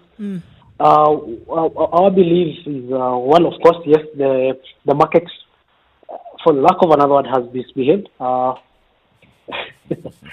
You're going to explain this misbehavior. This is centric to ever since when we have had 2 big players now who initially were, remember the Nakuru time, the Chumi time, and then of course now we have the current scenario ongoing. During those times, we had a new norm. We had a way where things used to work. And there are some people, and retail trade was actually more specific, tied to how person A, person B was doing things. And Naivas did things differently. Naivas approached it in a very different angle. We never went to the very, very, very big stores. We went centric to the customer. We actually made sure, if you all remember the Julie Shoro days, you were always cheaper there. The Naivas saves you money, being more centric with the customers. Ensured we paid our suppliers on time. And this is actually paying now. Ever since, if you ever asked any supplier, they will always tell you, Naivas is the best paymaster. Naivas is the best paymaster. All these things coming in, whereby the shareholders were not getting off the chunk out. Okay. They're actually reinvesting back into the business. And that reinvestment is now paying back. And let me put it into context. 70 stores, if I can use 70 stores, is nothing compared to the 3,800 that ShopRite commands. As in, it's nothing. As in, we are way far off. And 70% as a 33% player, yet almost 70-something percent is not yet modernized. Just go towards Kangware, there's no supermarket. Go towards Moyale, there's no supermarket. Go towards the western side. There's no major supermarket. It's still on general trade. So there's a lot of room for expansion. There's room for it, but the key issue is how we do it. And of course, the discipline around it. If you go and just start checking some of the stretches and you see how many more there are and all that, yet the opportunity lies with actually getting the right location, the right place, and if it doesn't work, shut it down. And that's our mantra. As in, at the end of the day, we have 8,000 plus workforce. We have to make sure that they're actually well accommodated. We have to make sure that there's growth for them. They're growing within their careers. They're growing within the income they actually get, because anyway, inflation keeps on coming up and all those sort of things, and it will always be actually an upside on the core side of them. So we also have to make sure that at one particular point we grow the pie. And of course, like for like numbers, at times you'll definitely find your branch will actually go and get to a place on 2+2. And at that particular point, you need to then open another store to be able to actually still continue growing. Not only because, remember, the rent is escalating, employee cost is definitely going up. Sure. All these things, Kenya Power will not also wait for you. Be kind to you. But really, as you say this, right? And we can't stop. I mean, I will speak personally, but then quite for a number of people, we've heard this chatter around that the heart is in the mouth for you, because if we've seen what has happened with other stores when expansion took place like this rapidly, and I hear what you're saying, whereby you're looking at other retail chains who have huge numbers around the world. But we saw this kind of expansion, and then shortly after we saw the exit of some retail chains in the country. Is there that danger? Does that danger lurk now here for this expansion that we're seeing for Naivas? I think the key word here is, are you having an informed expansion or you're just having an expansion without making sense? How many stores that you have are profitable? So nobody will actually ever say, within our journey to date, yes, we are 70 stores, but you've actually shut 5 stores in the last around 4 years. Nobody talks about that. And why did we shut those stores? And how did we shut them down? We did made sure the employees were okay. If you go to Kitengela, you notice there's a store that we actually shut down there. If you go to Ngong, you notice there's a store. In Makongeni, we shut one. In Githongori, we shut a store. Main reason here, what we look at is not our overall pie. It is every unit to make sense. Okay. So if a unit does not make sense, then it doesn't fit in. And so how will you know if a unit makes sense? You have to operate it. You have to have. And so do you have the capacity to actually open new stores? Yes, we do. We have talent now. There's a lot of talent in the market. We have to keep on growing that. And again, at the same time, that agenda for build Kenya, buy Kenya will never be there, but unless there is an outlet for those products. So we're actually serving another bigger purpose, which is actually within the whole Kenyan agenda of actually making sure that things actually grow. So it's not about just opening stores. It's about opening the right stores at the right time and continuing to monitor stores such that if the store is not profitable, then you actually make a call on that store. And I'm happy that out of the 69 stores we're actually talking about, all my stores are actually profitable. There's one on my watch list, and if it doesn't perform, I will also shut it down. What is it that makes let's look at the stores that you've already shut down. What are some of the factors that led to them not being profitable? In most cases, you'll actually find it's the promise of an area to grow, and it doesn't hit that particular prospect. And at the same time, also you might also be having a very small store, and a larger competitor comes in and sets up a very well-endowed, big whole setup. And of course, it makes your store no longer have the number that's actually sold. So what do? You now go and strategize and come back in style. And that's, for example, in what we did in Thika. We are way back in Thika, Makongeni area, in a big bang. When another small actually opened, we had to actually shut down our small store because it was no longer making sense. It was way further off. We're not having the foot traffic in. But now, okay, here it is. We have another chance. Availability next to the foot traffic, parking ample. We go back there and we actually make the call. Rather than us holding on to, we have to have 75 stores and one store is actually not making sense. It just goes off. It's the same thing, just like a team. I'm an extra B player. And one of the key things you'll actually notice is in the rack, one person is actually making sure that you're always being pushed. You just get the guy off, and you bring in the new guy. That's the whole idea. That's our mantra. If the site is not working, just shut it down, re-strategize, make the store work. If you don't get the right location, get the right location. Because you're saving the people who actually, because it's not only, you see, how we operate is not, we look at the person who is dependent on Naivas supermarket internally now, right now. There's an employee who is actually there. They have left their kids at home. There's a nanny there who is also depending on that particular work. The nanny probably also has employed another nanny in the rural place to look at the kids. So it's a whole ecosystem when you're actually saying this store is not well managed or it should be how managed. If you look at how the consumer behaves, and this is a consumer behavior, like you just said, over 75% goes to the general trader, and then the what you're calling the modern trade, which is now the supermarkets, have what, the other 25%, or is it 30%? Yeah, so the general trade is bigger. Funny enough, Kenya is the second most organized modern trade after South Africa. And South Africa is actually the opposite. It's a 60-40 split. So what is it that makes this person come from general to go and shop in the supermarket? Because I'm assuming that the person who buys in the supermarket does not also goes to the general trader. What will compel somebody to come into the supermarket today and then tomorrow go to their local store? The key word, of course, first of all, is what is near me. Convenience is actually the first. It's a first line of defense. I mean, as long as you're living in this particular apartment block or an estate, and you want bread and milk, if there's a supermarket nearby, you must probably buy from there. But if there's none, you'll definitely buy from the kiosk that is actually there. But you'll make your end month shopping where you're buying your variety. It's cheaper, of course, to buy in modern trade.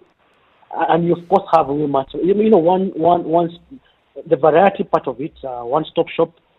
That's why modern trade actually will definitely continue to flourish. You see, you want to choose between your best brand of maize flour, Yeah. not just one maize flour. Yeah.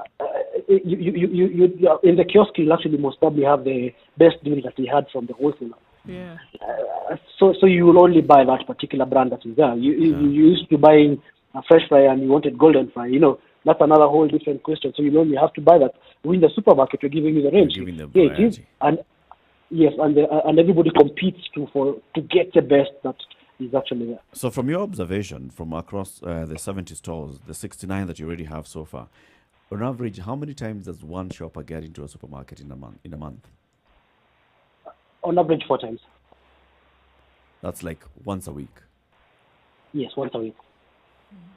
But there is this person likely to be going to another shop within the month? And how many times? Most probably, yes. Most probably, and especially for the less formal areas, up country especially, you notice what people do in up country. They come into the urban areas and then they go back and disperse back. So they'll only come there to do their shopping, their banking, the market, and all those other things. So the midweek buying, in case of anything, they definitely buy in the GT side. And the average amount that they will spend in that trip? It of course not. The spending depends with particular stores. Right. I have stores that have an average of 800, and some stores up to 2,800, and some even higher than that. Okay. Yeah. So COVID-19 came this year and kind of Yeah. blew things up. But we still see that the expansion took place for Naivas even during this time. I mean, a number of stores did open up even during this period. How have you been able to deal with that? We saw many companies laying off staff and trying to restructure here and there. How were you affected by this? The first initial wave of COVID, the first time COVID was announced in Kenya, guys got scared. You remember, guys did a lot of panic buying. Guys went bought all the soaps and tissue and what. But at the end of the day, what happened is people had one particular bar soap. You're not going to use it and shower and say, this is my normal bar soap, and then this is another one for COVID. So the guys just had extra. It was actually pantry loading. So in the pantries they had a lot of food and a lot of items, and so we actually saw a dip immediately after. Right. But after that, the market was kind of resilient. The Kenyan resilience, actually, you have to give it up to. And I remember we had a very heated board meeting whereby we decided to keep our Westland store 24 hours to serve the essential service providers. We never shut down that store.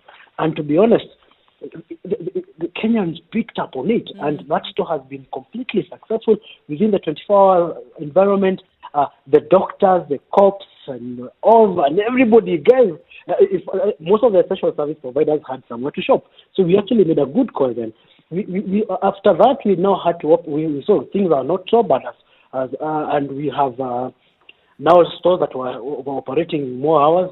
We have more staff within. We definitely are going to make sure we keep our employees. As management, by the way, we actually took a pay cut, and we did not affect our people in the branch level because we wanted to support them, because we believe and we know that by supporting them is going to be important to actually just get the workforce up and ready. And one of the best ways was we had stores that were ready to be open. So we opened our first store, which was Mountain View, during COVID. We then opened Kilimani during the same period. Again, we went and opened in Kisumu, Mega City, and all these are actually food markets. We opened Airport View. It's been what we can actually call one of the best times. Opening lifestyle, opening. It's worked for us.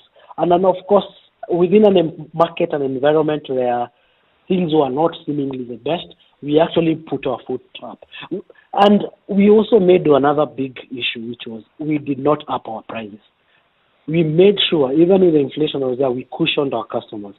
And I'm sure it's in the public domain, and you actually love this. We have also an equity partner by the name Amephis. And Amephis came in kind of strong. They have helped us to give us guidance also in this. We have international help, and guidance on best food forward. I can actually say it's not only being number one, it's also being well governed. Having proper governance at the top of it, having guys behind you, the IMF and all those other guys, it's not an easy feat. And especially for Kenyan outfit, and to actually come and say, hey, guess what, guys? We believe in the current management. We want that management to continue going on, but this is how we're going to do it. So it's been a very challenging moment, but we actually wore a brave face, and to be honest, it's paying off. Willie, Kenyans look to the brand as a Kenyan. It's a Kenyan brand. It's a Kenyan outfit, and are willing, basically hoping that it continues to strive to reach these excellence levels that you're talking about. What do you think needs to absolutely be done so that we are not counting losses in the future? Because, again, the jitters are real for people to say that the economic situation is not the best. And even as things are looking good as you have painted them, the worry still is there. What needs to happen to make sure that Naivas doesn't go down this rabbit hole? Well, I think the first and foremost thing Kenyans need to do is support Kenyans. We guys have nowhere to go to. You saw that some guys, we had other people from other markets coming in, and they're back to Zimbabwe, they're back to where you guys have nowhere to go to. You probably just ditch me back to Nakuru. So it's in our nature. We all definitely have to support the Kenyan businesses. We have to make sure that you actually, one of what, patronize them, and we make sure we correct and make sure we give us pressure and to actually basically to perform. On our end, getting corporate governance, which I believe we have now actually, and this I'm not speaking to other retailers, getting corporate governance actually issues sorted out, supporting your suppliers on supplier payment, making sure that location, and it's key, like for like, as in location by location, is actually profitable, the same way we are actually doing, to make sure that you protect the base. The mothership has to be protected even before you actually do the expansion. And so it shouldn't be an issue of expanding. It should be a bright expansion. And maybe to just take precedence in, you need to do a site survey. You need to look at the market, how many guys it can actually serve. At times you make a mistake along the way, but at the same time you get surprises. One of our best stores is Kapsabet. And when we actually went there, it was 50-50 where it should actually be. And we got a particular perfect site next to the stage, and the locals love it, and we guys love it. I mean, it's one of the best bubbly stores. And you actually find we had an uptown store somewhere which did not really work at that particular point then, but now it's perfect. So things keep on checking. It's all about unit by unit, making sure they work, but at the same time, guys are not going to patronize you if they do not also know that you're giving them proper quality items at the right price. So making sure that we actually keep on that list is very important for us. Let's take a break at this point. We are speaking with Willie Kimani. He is the Chief Commercial Officer of Naivas Supermarkets, Naivas Food Market, talking about Naivas and how Naivas has been growing as a business over the last couple of years. This year alone, Naivas has opened a number of stores. And how many were those, Willie? I lost count. Were they 6? I'm 10 this year total. 10 so far. 10 new stores in 2020. I know the joke is it's almost like another person's 10 years. in these COVID times. Let's take a break. We'll be back shortly and continue the conversation with Naivas Supermarket CCO. Good morning.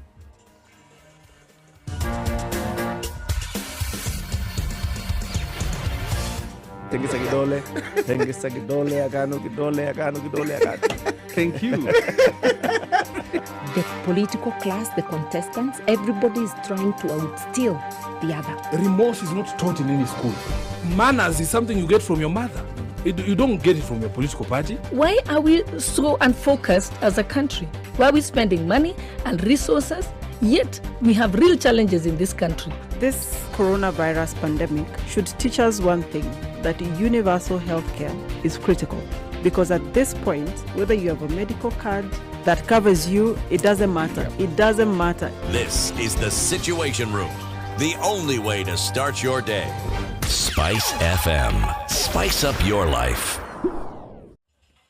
Slightly sunny The in Nairobi weather this morning with at Spice 14. We're looking at those clear conditions throughout most of today, going to highs of 27 and lows of 14. It's sunny in Nakuru at 15. We'll see highs of 26 and lows of 14. Clear skies in Nyeri at 10, highs of 26. 8 degrees and mostly clear in Eldoret, going to highs of 24, coming back down to lows of 8. It's partly cloudy in Kisumu at 18. The high will be 29. High will also be 29 in Kakamega, where it's also 18 and partly cloudy. It's light rain in Mombasa this morning. It has begun. 31 the high and lows of 25. 50% chance of rain to continue throughout today. It's partly sunny in Malindi at 18. The low will be 16 today and then highs of 29. We're looking at mostly clear conditions in Kampala at 20, highs of 26 and lows of 16. It's clear in Dar es Salaam now at 25, going to highs of 32. The high will be 21 in Johannesburg, where it's sunny at 16 at the moment. Light rain in Lagos now at 24 degrees, going to highs of 31. And in Kinshasa for now, it's 23 degrees and partly cloudy. Highs of 32 and lows of 23.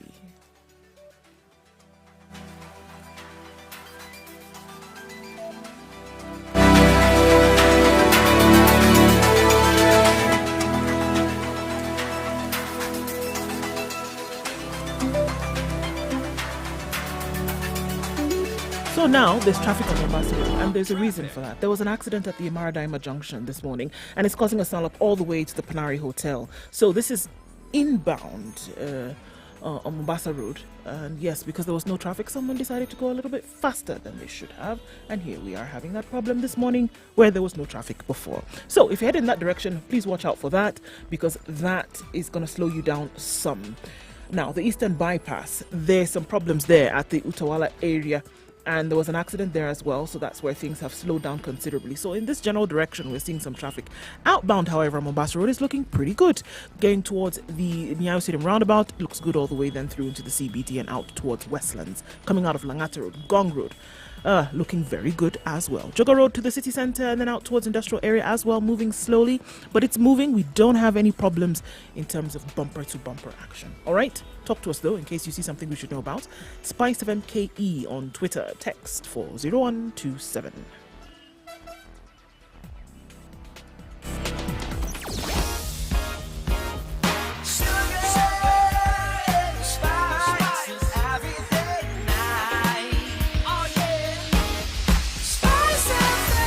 Spice up your life. Mature, intelligent talk every morning. Spice up yourself. We are back having a conversation with Chief Officer of Hyper Supermarkets, Willie Kimani. In the studio this morning, like every morning, is Eric Latif, C.T. Muga, and Nduoko. Willie, as we come back, since two questions coming from our listeners on social media. The first one is, how do you identify suppliers of Naivas supermarkets, especially as you're expanding this way? One of the key things we do is we're very particular about what we actually stock, quality and all that. In most cases, it's actually suppliers who actually reach out to us, and we actually tell everybody. Our head office on Mombasa Road or any store, you can actually be able to go to any store, they'll actually get you in the process. But at the same time, the product has to meet a particular role within which it plays in any category. So if it's, for example, a laundry, you have to actually ask ourselves, is it an entry-level laundry? Is it a mainstream laundry soap? Or is it a premium soap? And within the segment that you actually take up, so if it's premium, is it a premium an entry premium product, a mainstream premium product, or a premium? And if you look at all that and the gap is actually that you're answering is not there, then at that particular point you just need to say, hey, guess what? You're just coming in to add into another person and cannibalizing into the category. You're not adding value, and that's why we really make sure that we tell guys, as we also build Kenya by Kenya, as you go out there to look for the best items that can actually work, you need to actually complete this, because it's no longer just about brands. It's about brands and the quality of the products that you actually have. And I'm going to talk slightly about being customer-centric here. And you need it, you've got it, comes into mind. Right. So Eric has this particular brand. Did you just use that line? Okay. Yes, intentionally. You can inherit it. It's fine. No. I'm not going to inherit it, because it's an expensive line. That is actually might be one of the causes of actually a problem, because Eric uses a particular type of sanitizers. Yep. But it's only Eric who uses it. And he comes 4 times to shop with me. And every time he actually buys 1 or 2. But I have to buy them in dozens. So I've bought them in dozens. It's now my time to actually pay. I pay for that one in dozens. Eric has still not completely finished buying that particular product. But now I have to pay for it. What money will I use to pay for it? I will use money from my everyday products, my milk, my bread, my everything. I start compounding my product. And that's why the 80-20 rule actually comes in. The first and foremost thing within my assortment, I have to make sure that I have everyday items that are actually completely selling. And then now from there, we actually discuss these other extra particular other items to make sure that, for that person who is in Kangemi, has a very different need from that person in Buruburu. Yeah. And that person in Buruburu also has a very different need from that person in Waterfront. If they are all baking, they are baking differently. Yeah. But at the same time, we cannot now have the full range of what is in Waterfront being in Kangemi or being actually in Buruburu or in Nyeri. The preference for flour is different from Kisumu. Yeah. And that's why retail is not easy. It's a detail, as I actually mentioned.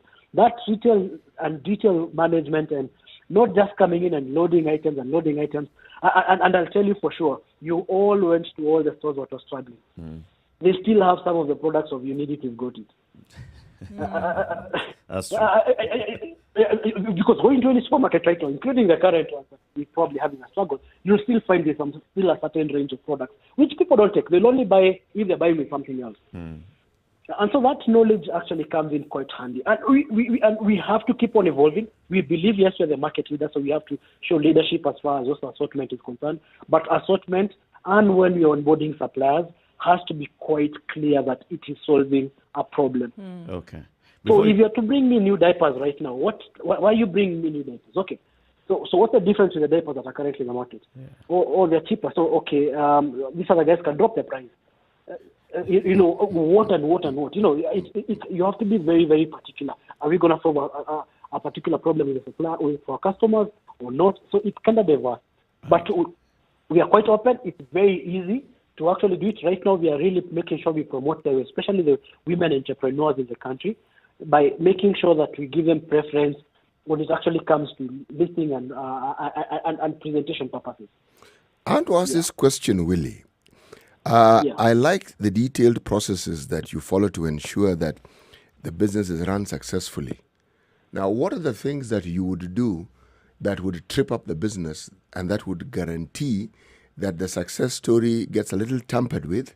And what is it that you set in place to ensure that this doesn't happen?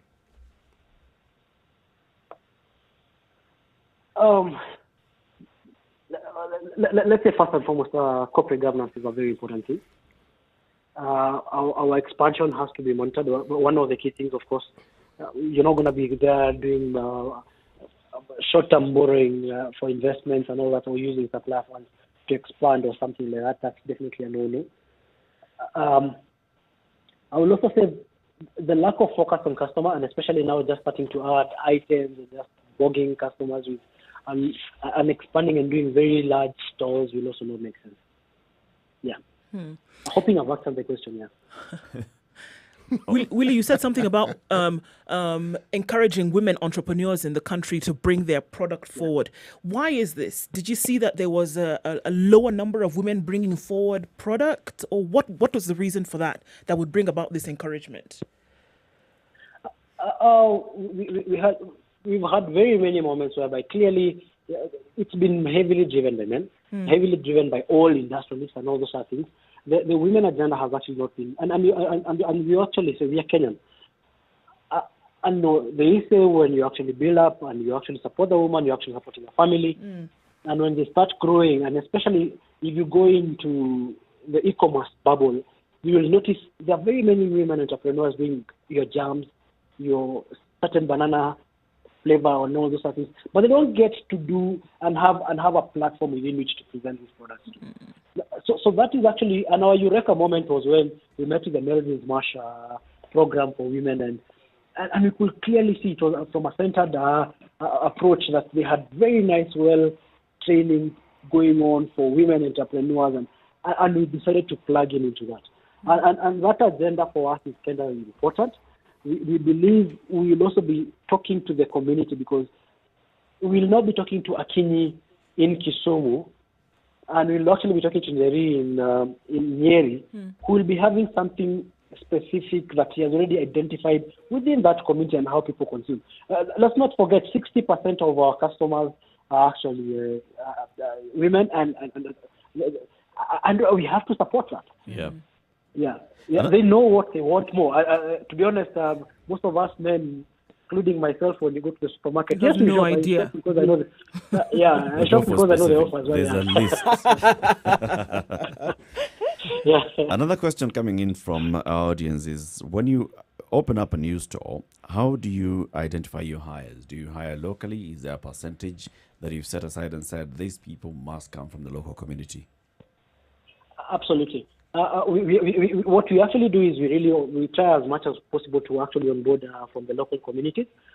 But what we also do is we are a national supermarket, and that means you'll actually find the person who we have actually onboarded. For example, when you're actually taking up a store like Kapsabet, you will actually end up one person in Mombasa, the other person will end up in Nyeri, another person will end up.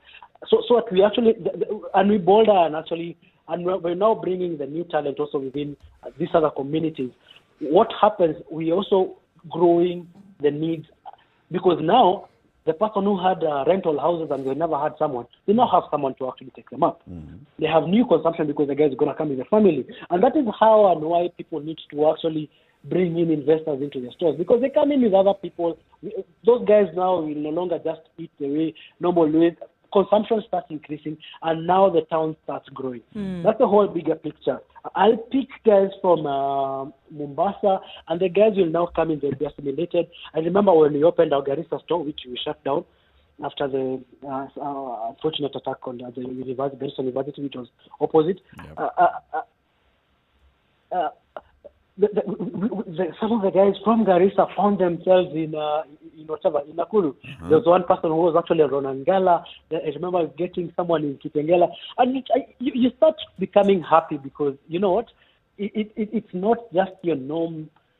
You're creating and developing the Kenyan agenda of inclusivity. And employing from the community and taking them national.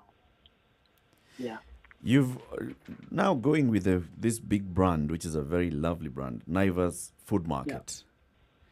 When we come to food market, then food security also comes in. That's food safety. Let's first of all start with the meat safety. Naivas has invested heavily on the central butchery system and ensuring that there is quality of meat. How do you ensure that the consumer, what the consumer actually gets is safe and quality meat at your outlets? A very, very good one. And that's where actually even our partners who are actually coming in and getting in proper assistance. We have an ESG team, an environmental safety team that actually completely makes sure it checks that. We have a QA team. And if I can just dwell on meat is all about the cold chain and ensuring that cold chain is actually well observed. Such that from the abattoir, you make sure that the right quality of meat, we actually get only from one particular abattoir. The vets check the meat. The meat has to be drained. It gets into cold chain. We cannot receive that meat into our central butchery, which is actually not anything more than 4 degrees. And then we actually now keep it within our cold rooms, within our central butchery and all. And they are taken through a whole chain process.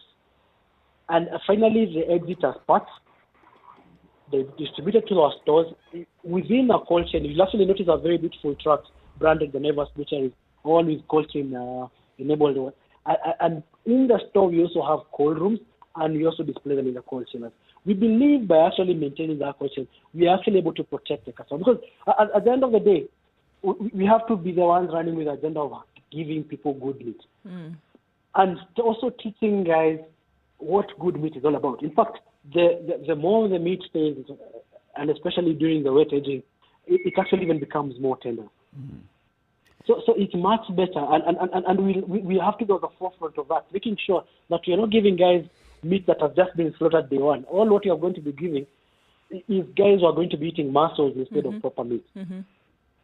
Yeah, so we've gone really up. We have actually invested. We've gotten guys from South Africa. We've gone everywhere. We have proper meat for them. Yeah.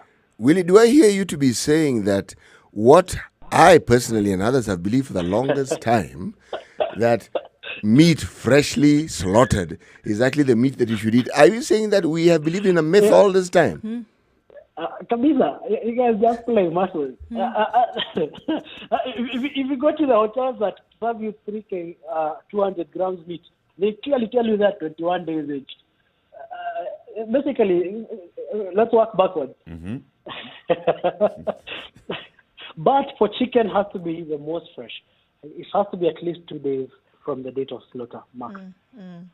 Yeah. Well, Willie, Christmas is coming, and even with all of this, everybody is expectant in terms of what it is that you're going to do, and what people then can be able to get in terms of deals. We've seen in the last 2-3 months, you've been giving fantastic deals every week. So now the deal season is here with us. What can people expect, and what are your plans moving towards Christmas? It's been one of the best times walking around our stores.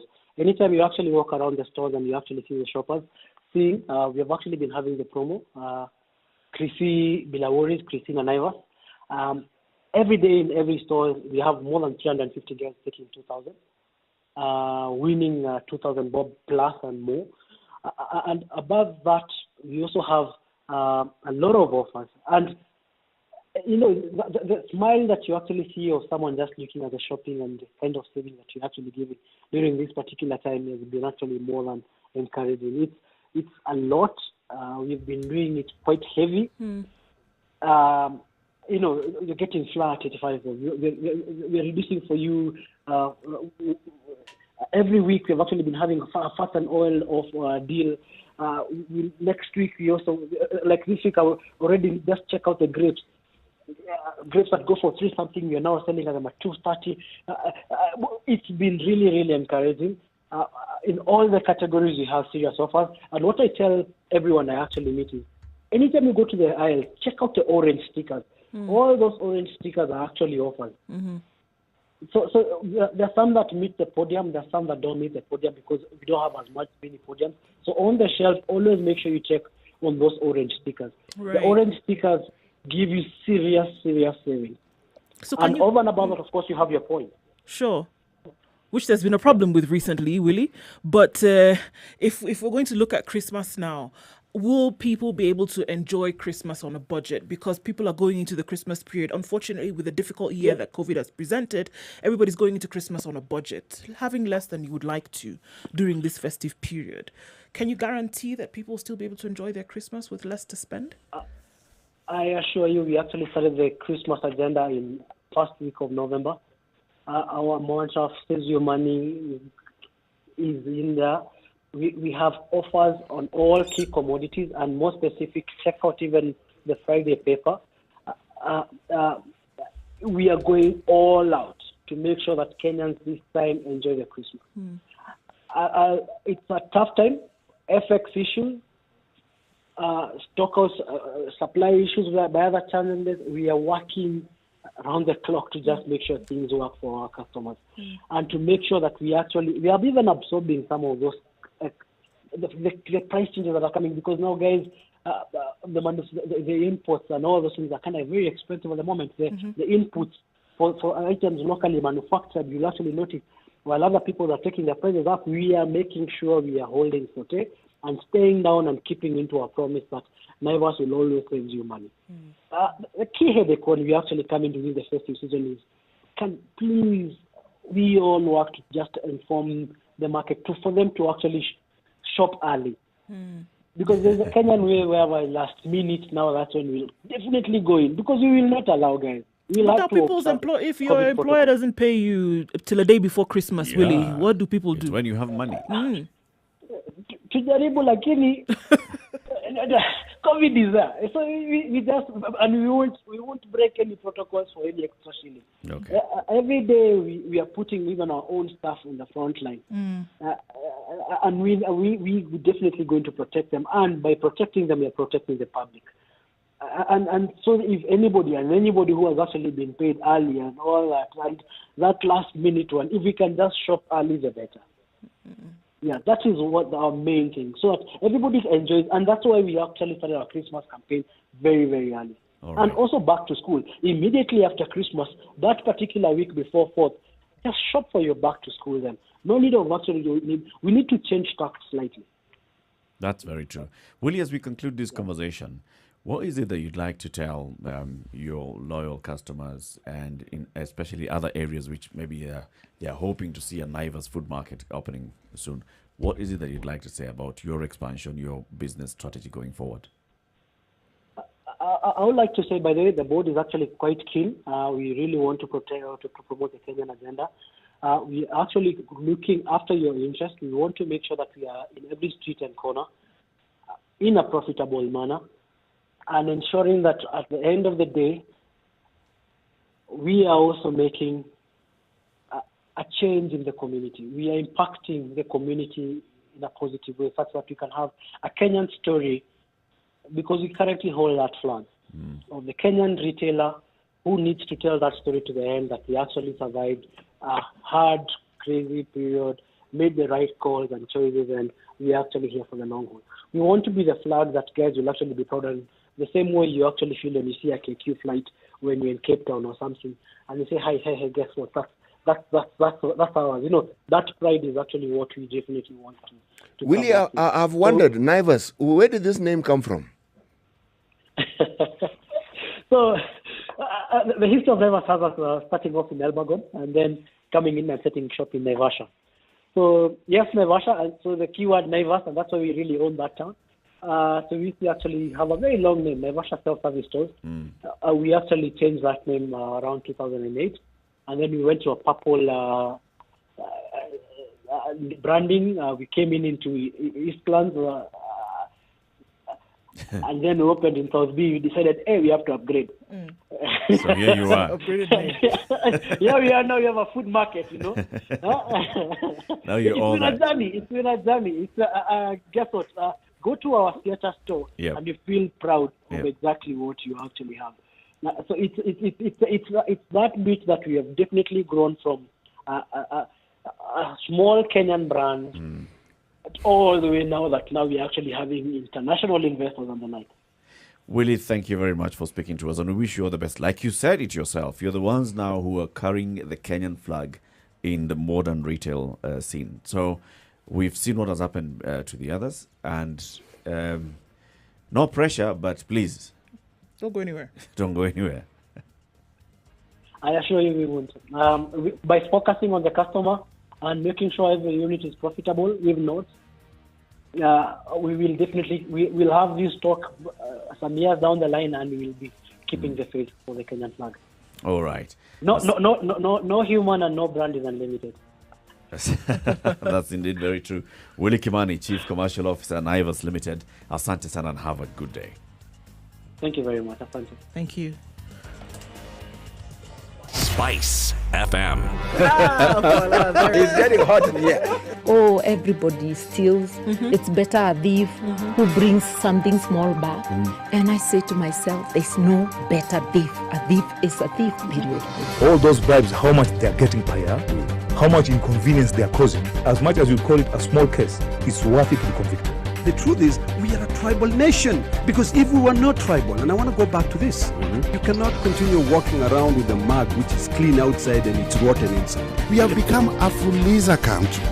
We have mortgaged our country because of debt. You've got one chef working, and the assistant chef wakati anatakana koroge unga nini hayuko. This is the Situation Room, the only way to start your day. All right, 5 minutes to, okay, it's 6 minutes to 8 o'clock. Kenya's biggest conversation. We get the answers that we were looking for, CT, in terms of how the retail chain, how the retail sector is structured, and those dangerous spots to avoid? Actually, yes and no. Yes, in that, Willie actually gave me what I would call a corporate response. This is what we do, this is how we structure it. Now, if I look at Nakumat, who one thought was going to be here for a millennium, and their model, what often people refer to as the ultimate way of retailing. You don't own the space, you don't own the machines, even the merchandise that you have in your shop. It's on consignment. And I thought that model seemed very good to me. So the question I was actually asking is, what are the things that are normally not discussed in public that seem like a good plan that end up tanking a good business? I think he alluded to that. He alluded to that by saying that you expand without, first of all, making sure that every store is profitable. Number one. So you have all these suppliers. The stores that are not profitable, you're using the stores that are profitable to pay a supplier who is supplied to all the stores. You're using these few stores that are profitable to make that money to pay all the operating costs, the rent, the power bills, the employee salaries and all. So you just end up basically being in a cash negative situation. True. That's the corporate response, which is actually correct. Yes, it is correct, and he's right. What I was getting at is, remember, these organizations are owned by individuals, all right? So now there are those decisions that don't hit the public domain, but which actually influence the actual function, the core of the function of the business. For instance, some of those are what? Sentimental decisions? Not just sentimental, individual decisions, depending on who the shareholder is. For instance, Uchumi. Why did Uchumi have to go under? Uchumi was there ahead of everybody else. Nobody even thought, and they had the support because they were part of ICDC. Nobody thought that Nakuru Mattresses, a small retail company, would come and actually overtake it. But you'd find again, and this is where Willie's answer comes into play, what the decisions that were being made at a different level suddenly tanked Uchumi. Corporate governance. Yes, exactly. Exactly. So you look at Nakumat, you ask the ownership, how the decision is being made. Now, the thing about Naivas that stands out, underline, and this one, capital letters underline in red, circle in yellow, okay? Okay. Yes, corporate governance. Meaning, it isn't one person sort of like coming up and saying, folks, we're going to be going left. Market forces that is, meaning they take it through a whole sieving process before they move forward. But even the big ones that have come to this country and flopped, like you said, come from Zimbabwe, gone back to Zimbabwe. Come from South Africa, gone back to South Africa. Yes. And those are profitable in those countries. They are profitable, but they're not Kenyan.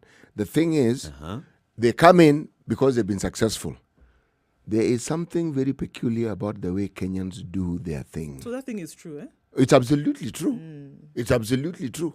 And also maybe some of them also come in with products that are not Kenyan. So by the time people get to the point where they want to use this particular product, your store is already not getting the kind of footfall and the kind of basket spend that it should be getting. And yet there are organizations that come in and succeed, like say KFC franchise, for instance, all right? It appears to be successful to me. Sababu ni kuku na waru. Yes, exactly. Now, what is strange and what I was being told, this waru, most of it actually is imported. Egyptian. Just so that you understand, yes. Because there is a certain type of potato. And all I'm saying is, the uniqueness of the Kenyan market is often not fully understood by those who want to come in. True. That's all I'm saying. Necessary. A question that has been asked by Punda Amechoka. Punda Amechoka, and the handle is at Amechoka Punda. Naivas' success story is inspirational. Ask Willie what the supermarket is doing to ensure diversity and what action they are taking to improve on the quality of their clothing, electronic, and furniture stock.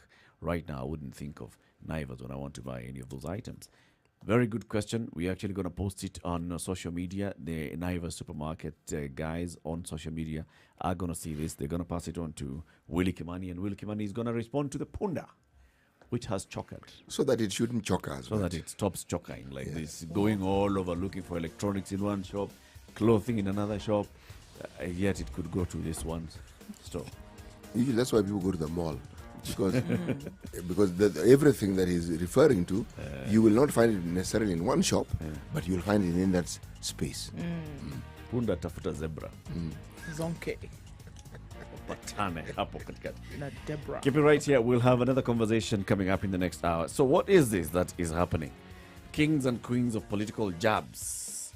Aisha Jumwa, Edwin Sifuna, Junet Mohammed, Babu Owino, Oscar Sudi. What do they have in common? Bad manners. Is it bad manners? Bad manners. Bad manners. All right. So what is it about our current crop of political leaders? And all these, if you look at them, youthful. Good morning, 8 o'clock.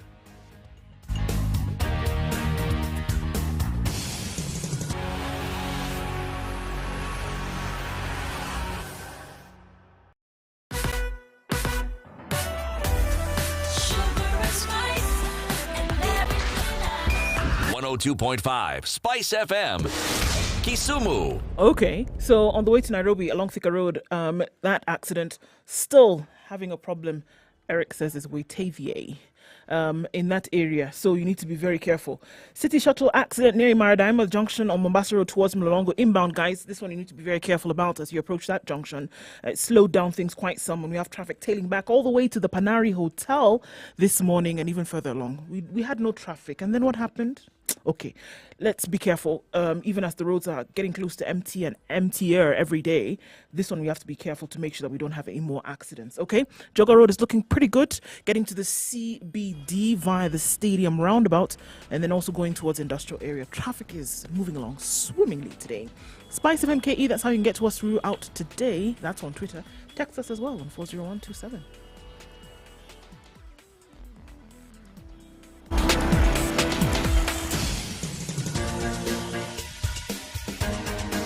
This is The Situation Room, the home of hard-hitting political commentary and penetrating insights about the state of the nation. This is a talk radio experience like no other. The Situation Room, a place for hard truths, debates, and elevated conversations. The Situation Room, witty, political, engaging, deep, controversial. In the room, we have C.T. Muga, researcher, academic, seasoned political observer, a fountain of wisdom in these politically uncertain times. Ndu Oko, Nigerian by birth, Kenyan by choice, communications expert, Pan-Africanist, a truth seeker and believer in people power, and Eric Latin, agent provocateur, the man in the chair, seasoned journalist, news hound, a man who believes in punching up, not down. This is The Situation Room, the only way to start your day. This is Kenya's biggest conversation, and we always start the hour with Mr. Maniman, Mr. Mashati, Mr. C.T. Muga. Your name's not easy. Yes. It's Christmas time, but you've got to praise the king. Man is walking around with cash all over. Like, if he turns the paper like this, there's a page. And the page is money. He wants to read. He removes a 1,000 bob note and places on that so that he can go to the next page. One of the things that I think our constitution affords us bila worry is this one. Is the freedom to truly exercise your imagination. Eric is exercising his imagination, but thank you. When the village chief himself goes around inviting people to a meeting, the system is broken. System imevunjika. Imebreki. Mm-hmm. I told you it's the cup. No. Yes. It's more than that. So we touched on this story yesterday, and this is about Aisha Jumwa and Edwin Sifuna. So you just talk about it, Ndu. What is it? What did they two say? Well, look, we had some I don't know the right adjective to use. But, okay, so there were things that were said, there were jabs that were thrown back and forth, but then it all had this heavy connotations that we can't even repeat again in public. Things that things that you would not say in front of your mother or father, right? Saying back to each other. And then in terms of what Aisha Jumwa said, and she was sending a message directly to her competitors, as it would be, there was an answer to the same. And then things really went south in terms of how they were speaking. And then it really makes you wonder, where is all of this coming from? And look, I can't label it anything beyond bad manners. And I think bad manners would be the best I would be able to give in terms of descriptions of this. These are the leaders who are supposed to be taking you from point A to point B and then further on to point C. There were certain things that were said, which honestly, if you think about it, any of these two individuals, or even those who've said things before, if their sons and daughters were to say things like that, they would probably not be very comfortable if they spoke in that manner. And I think that regardless of how hot things get, regardless of how tight a political competition is, how fiery the competition becomes, I think that there's some decorum that needs to be applied. Not I think, I know. I am convicted beyond that there's some decorum that needs to be applied. Because when words like this are spoken, you're really kind of showing the underbelly of what it is that you really are made of. So it can't be that you just choose words like this to speak randomly and that you don't believe some of these things that you say. These are political leaders who are saying things like this. These are leaders whom people hope to take them from one point to the next, and they're speaking in this manner. It's just not good. Bad manners. Things that you would not say in front of your senior auntie. Don't do it. What is it exactly that the senior auntie would object to? What is it exactly in these speeches or in these statements that your father and mother or children would object to? What really? The language. The language. The explicit language? Yes, the explicit language. Is it that in our culture we don't say these things, or just in normal polite company these are things that we consider to be unpalatable? What is Both. Exactly? Both. In your culture, you wouldn't say such things, and even when you were in public in front of those who were either older than you or those that you accorded some kind of respect, you would not speak in that manner. So what you're saying, in effect, is we have a quote from one Mr. Sifuna with reference to an erstwhile member of our parliament when we were talking about good behavior. And he is quoted as saying that you don't really learn manners from your political buddies. You get manners from your mother. So what we're saying is that the display that we were...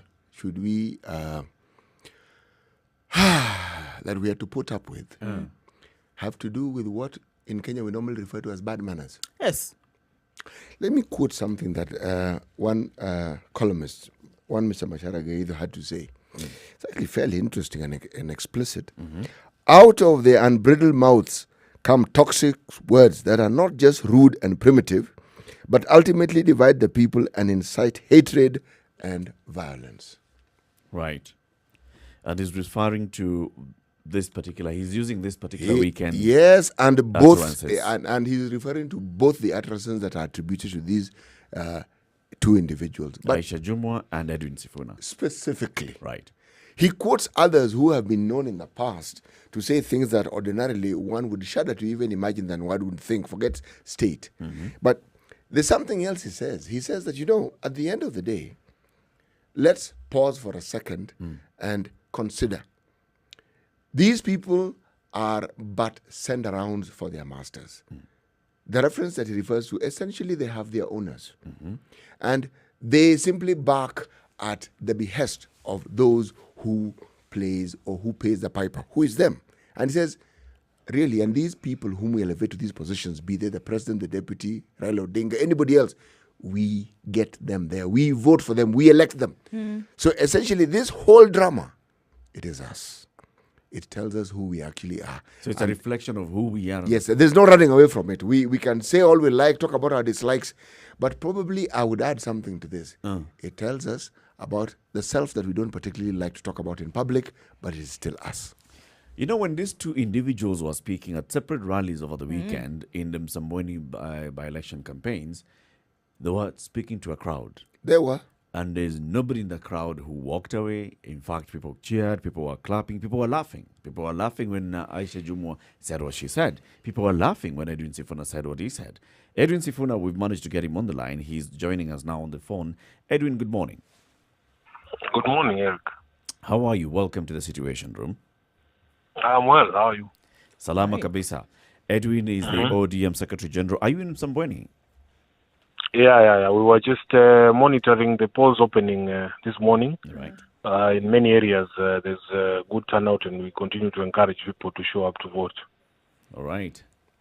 Yeah. So straight into the matter, Edwin, and you know what we're discussing. The statements attributed to you, recorded on video, shared widely on social media over the weekend, in which you were responding to what appeared to have been a jab and a jibe at you from Aisha Jumwa, the Malindi Member of Parliament, with whom you are not having the first or second altercation. I'm just wondering if we would have this discussion at all if I had not spoken back to what she said. Well, we'll not Because, be having a this is conversation not- with you. We'll be having a conversation with somebody else, maybe her. I really doubt you would even have that conversation with her, because this is not the first time. In fact, Aisha has built her entire career discussing these things that you now find reprehensible just because I spoke back. Yeah, this is the sort of hypocrisy that we need to call out in this country. Yeah, because nobody has ever had a conversation with her about the things that she says in public, about women, about herself. Because for somebody to stand on a podium and allege that as a political party we would be planning sexual violence against her, it is something that is reprehensible. And she spoke like 24 hours before I spoke. Where was this show of viewers to discuss the issues that she was raising? But immediately a man responds to a woman to give fire to fire. Yeah, then it becomes a radio program. Edwin, I'm not even going to go to the gender issue because I think I don't think it's a gender issue. I think it's beyond that. Now, would you, the response that you gave, just based on what you said now, was it in response to what you're calling this long, drawn-out way in which she has been speaking before and said that I need to put a cap on this? Is that why you were responding in that manner? Absolutely. You are correct. Yeah. And I wish that somebody would have picked up that conversation prior to my response, because you are making it a big deal just because I spoke. Edwin, have you complained about her communication, you yourself, before?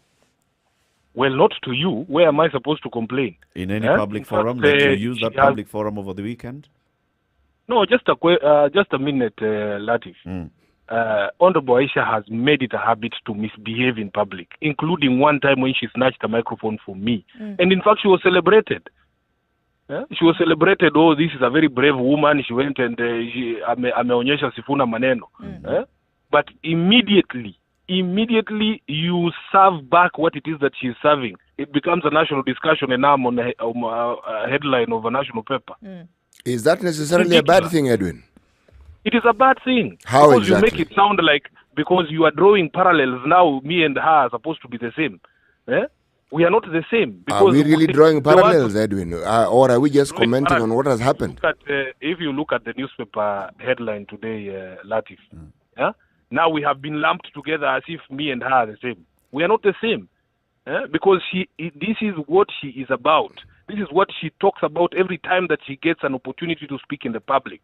I have responded but once. But and now we are the same. Edwin, then you go and say... I understand where you're coming from, and I even see... We are attack dogs sent by our masters. Even dogs have their own brains. It's not as if anyone put me up to that. We are human beings. The things that you say about us affect us, and we have the right to be able to respond to the things that are said about us in public. You're absolutely right, Edwin. You do have a right, but then please remember that when you exercise this right, it is you who puts yourself at that level that you're speaking of. It is you who has then brought the discussion of comparison. Because now, if it's in response to what someone has said, then clearly the comparison has been brought into play. Here's what I say, City, that it is possible that there are people who hold us to higher standards and who think that we should do better. Precisely. For those of us in ODM, and maybe people who can call themselves my supporters or people who consider me like some sort of inspiration, whatever it is you want to call it. A leader. Correct. Yeah, so it is possible that there are those who are genuinely disappointed. That probably Sifuna is not the kind of person who should get down into the mud with the pigs. It is true. It is possible that there's that genuine disappointment. But I will go back to something I've said before. There is a lot of manufactured outrage in this country. People who do not want to address the real problem, the real question. And then it becomes an outrage just because somebody else has responded in kind. And yet nobody will ever have a discussion with the sort of image people who have been elected to office project when they say the things that they say in public. What's the real issue, Edwin? What's the real issue that we should be dealing with now? from what you're I seeing. think the real issue should be the conduct of elected and public officials generally. In public, because as you say, it is possible that probably they are role models. I really doubt that somebody like Aisha is anybody's role model. But I'm just saying, like elected officials and even public officers, any person who's in the public space, I think the greater conversation is how do we conduct ourselves in public. And it should be that people are called out immediately. They go out of line. It's not that for you to wait for something to escalate or for somebody to respond, and then it becomes a topic of discussion. So for those people, sorry, Titi, I know Titi has a question and it's burning. But before that, you talked about, so now acknowledging that, okay, sure, there are those people who may have listened to you and may feel let down. Would you take it back for those people who feel let down, who would have said, come on, I don't expect to have heard this from Edwin. I mean, it's the representative of the greater party. I shouldn't have heard this in the way in which it was said. Would you take it back? Yeah, but for those ones, I have a responsibility. The people who genuinely believe that we shouldn't get down into the mud with the pigs, I understand their disappointment. But it is what it is. It has to be done because this thing has to be stopped. And the only way to fight fire is with fire. Edwin, sometimes you fight fire with water, but when you consider the statement, you asked a question. Why don't we call people out when they say the things that they say? When they spew the things that they spew, because we don't want to further that discussion. Sometimes people say things that if we were to call it out, all we'll be doing is we'll be giving them free advertisement.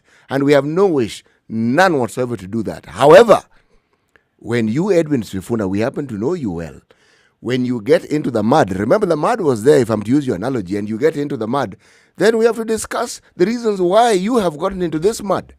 Because the same matter, wouldn't you say, could have been tackled. You could have said things, but not quite in the way that you did. Well, City, that is something for conjecture, because I have never seen you on a stage, and I don't know what you would say and how you would say it if we were given a mic to be able to respond to the things that have been said before. But the question I'm asking you, you cannot say that it is because you know me. I am sure that you know Honorable Aisha Jumwa. Of all the times that she has spoken, when was the last time you called her on your show just to explain and to chastise her in the manner in which that you're trying to do, and to explain your disappointment in her? Why am I being held to a higher standard? Should we hold you to a lower standard then, Edwin? No, I'm just asking, what is the rationale? I mean, what is your explanation for holding me to a different standard than we haven't had Aisha Jumwa on air. We have called her out.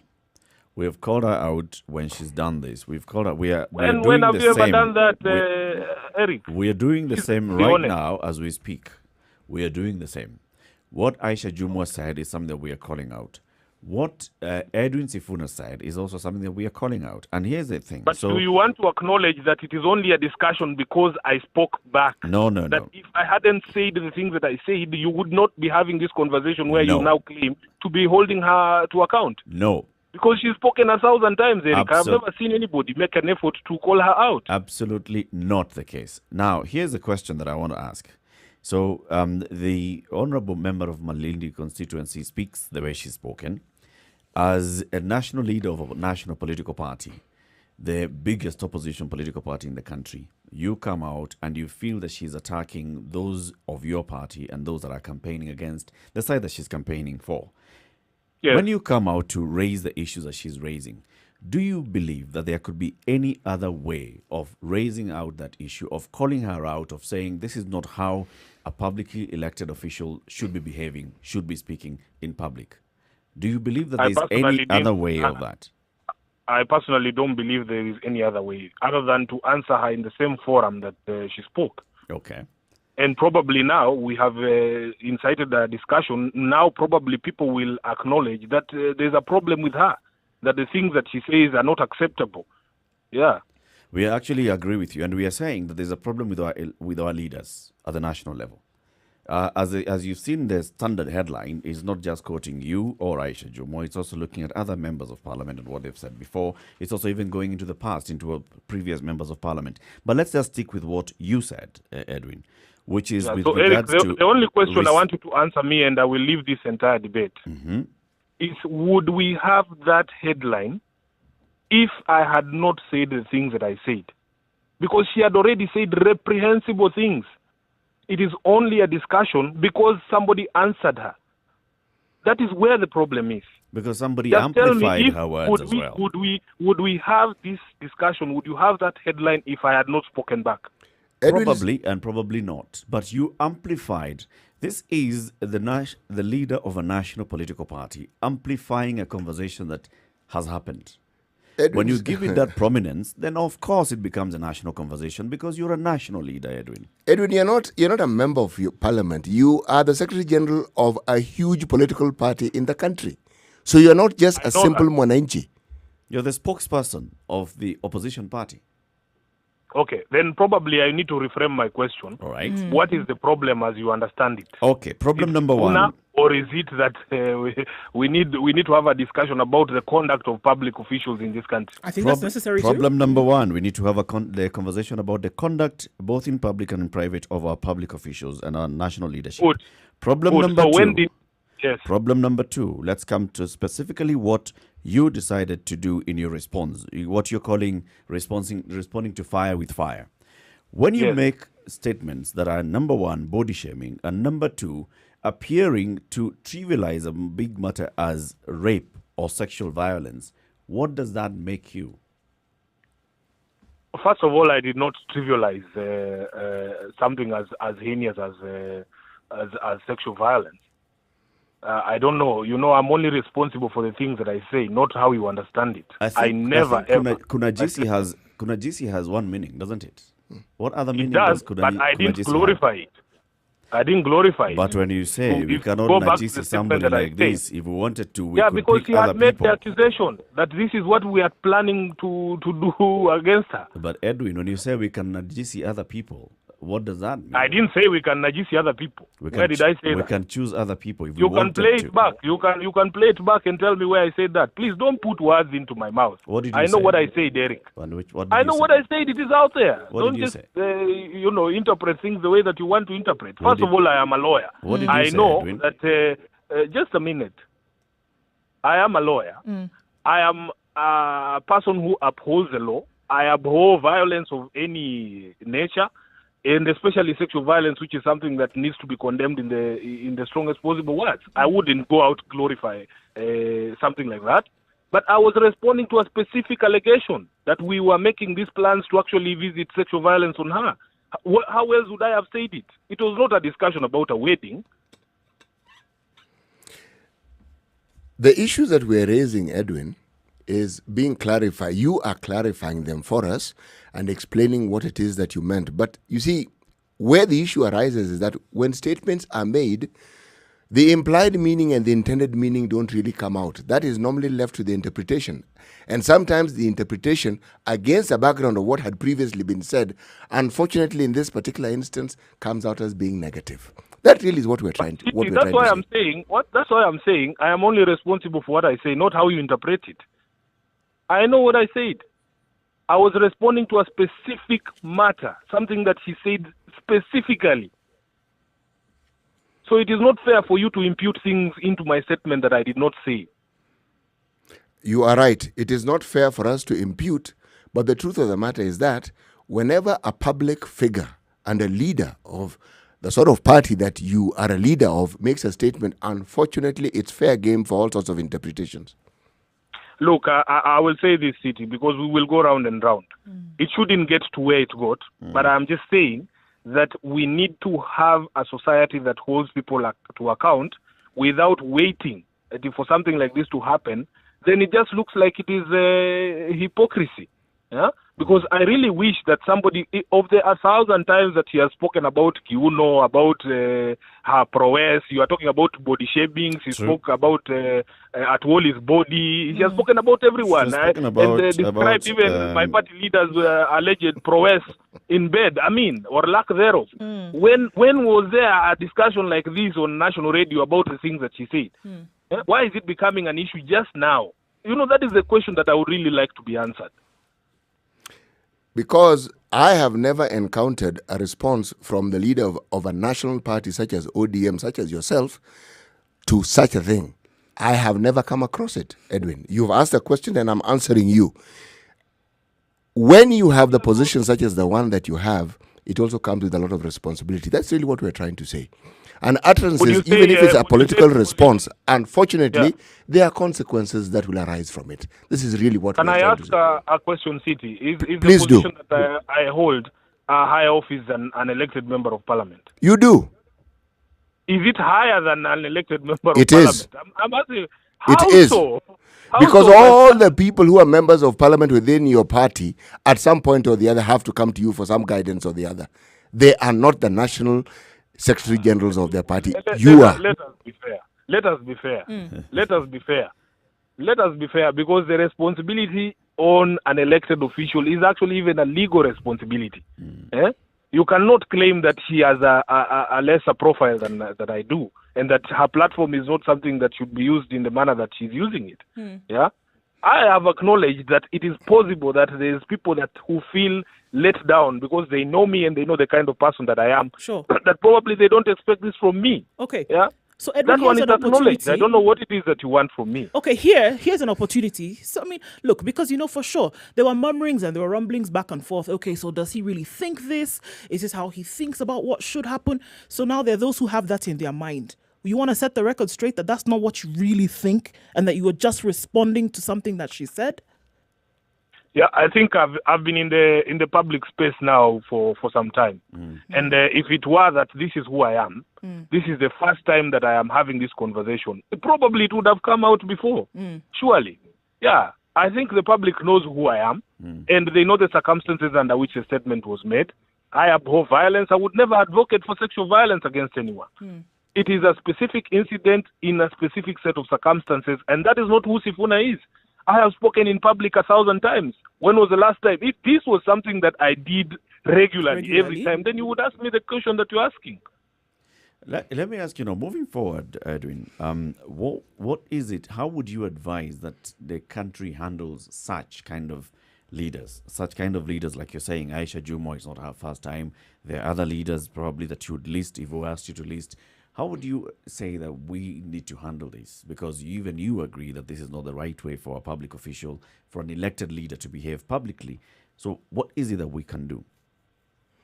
I think you've raised valid questions in terms of the reprehensible nature that the public conversation sometimes takes. What I am just saying is that this public admonition of these statements and this sort of conduct needs to happen as and when the misconduct happens. It shouldn't be that somebody is allowed such a long rope to be able to say the things that he has said over a long period of time without ever being called out, and then it becomes a discussion simply because somebody else answered it. And if I don't know if there is something like reverse sexism or something like that, because I feel like I'm being subjected to this public admonition just because I am a man responding to a woman. When you are in a public arena, you don't discuss things because or on the basis of your gender. You are just speaking as a public official.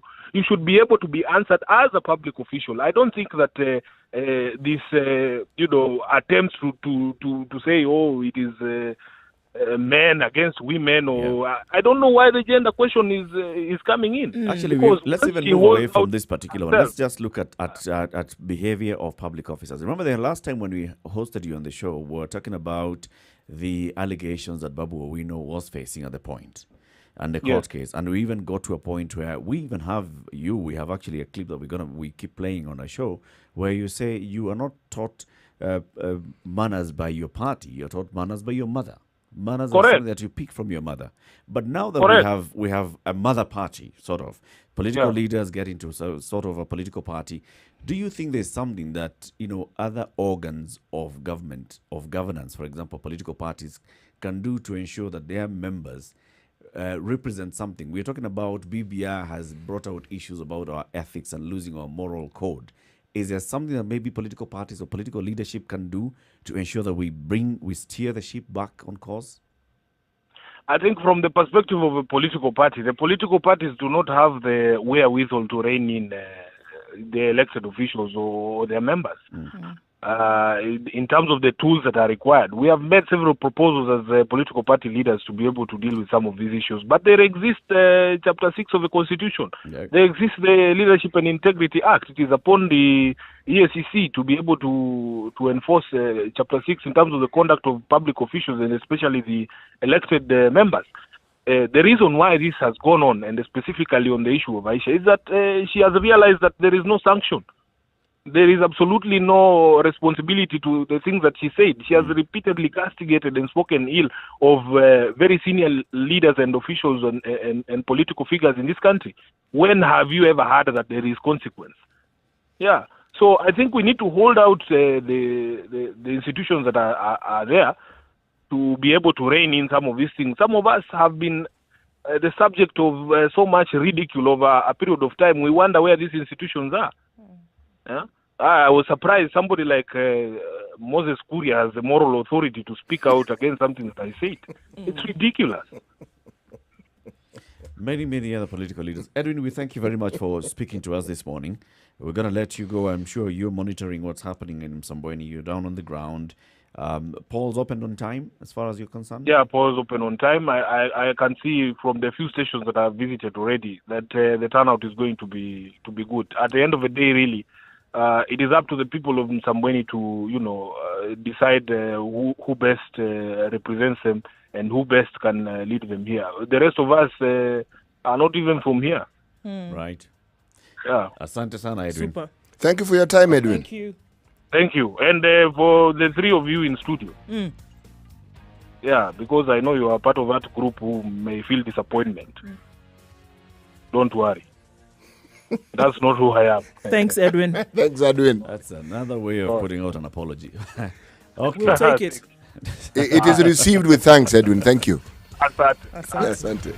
8:30. Let's take a look at the traffic and the weather, and then we continue the conversation. 0719-012-600. Kings and queens of loose talk running wild in campaigns. Macharia Gaido has written a piece in today's paper where he's talking about, he's calling them what? This garbage, it shows who we are as a people. Okay, we want you to participate in this conversation now. 0719-012-600. Tengisa kidole, agano. Thank you. The political class, the contestants, everybody is trying to outsteal the other. Remorse is not taught in any school. Manners is something you get from your mother. You don't get it from your political party. Why are we so unfocused as a country? Why are we spending money and resources, yet we have real challenges in this country? This coronavirus pandemic should teach us one thing, that universal healthcare is critical. Because at this point, whether you have a medical card that covers you, it doesn't matter. It doesn't matter. This is the Situation Room, the only way to start your day. Spice FM. Spice up your life. The weather with so the Spice sun's out in Nairobi. FM. Sunny conditions at 15, going to highs of 27 today. The high will be 26 in Nakuru, 17 degrees at the moment. We're looking at highs of 26 in Nyeri. Sunny conditions currently at 15. Mostly sunny in Eldoret, still at 8. We'll see highs of 24 today. It's partly sunny in Kisumu at 18 degrees. Highs of 29 and lows of 18. It's also partly sunny in Kakamega at 18. Highs of 29. It's raining in Mombasa. Highs of 31 and lows of 25. Partly sunny conditions in Malindi, going to highs of 29 and down to lows of 16. Mostly sunny in Kampala, highs of 26 and lows of 16, and it's also mostly cloudy in Dar es Salaam at 28. It's going to warm up to 32 and come down to lows of 27. We're looking at sunny conditions in Johannesburg at 17 degrees, highs of 21 and lows of 15. It's raining in Lagos at 24 now. Highs of 31 coming back down to lows of 24. And it's partly cloudy in Kinshasa at 23. We'll see highs of 32 and lows of 23 with a chance of rain later on.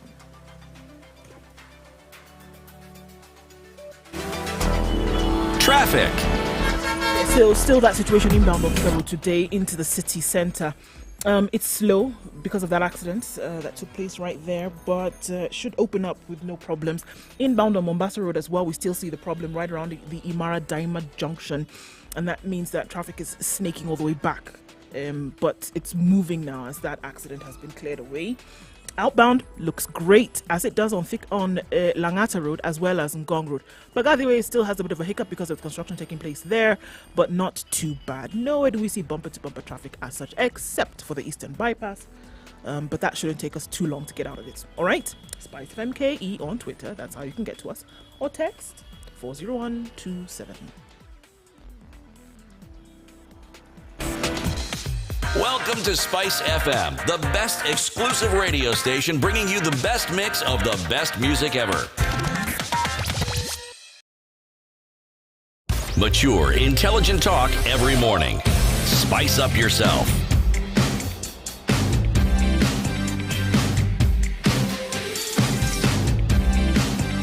Mornings done right. 94.4 Spice FM. This is Kenya's biggest conversation. It's the Situation Room this and every weekday morning. Eric Latif, Nduoko, CT Muga. Today we are talking about what is the headline of today's Standard, Kings and Queens of Political Jabs. And the headline is a bit mild, but if we go to the inner headline, Kings and Queens of Loose Talk Run Wild in Campaigns. Okay? And then the opinion piece that is by Macharia Gaither, who publishes an opinion every Tuesday in The Nation. Jumwa Sifuna garbage shows who we are. And he says, out of their unbridled mouths come toxic words that are not just rude and primitive, but ultimately divide the people and incite hatred and violence. We've just heard from Edwin Sifuna, who says, okay, don't worry. What I was just doing is I was responding to fire with fire when it was still hot, striking the iron when it's hot. We are going to have a conversation about that. But let's bring in Macharia Gaither from the Nation today. Macharia, good morning. Good morning, Latif. Thank you very much for joining us in the Situation Room. Welcome. Okay. Let's just get straight into this one. Jumwa Sifuna garbage shows who we are. For the benefit of those who haven't read this opinion piece today and this article, what is it that you're saying? I think we may want to condemn Jumwa and Sifuna and all the other characters who speak like us. But I think at the end of the day, it reflects who we are. It reflects who we are. As we say, we get the leaders we deserve. Right.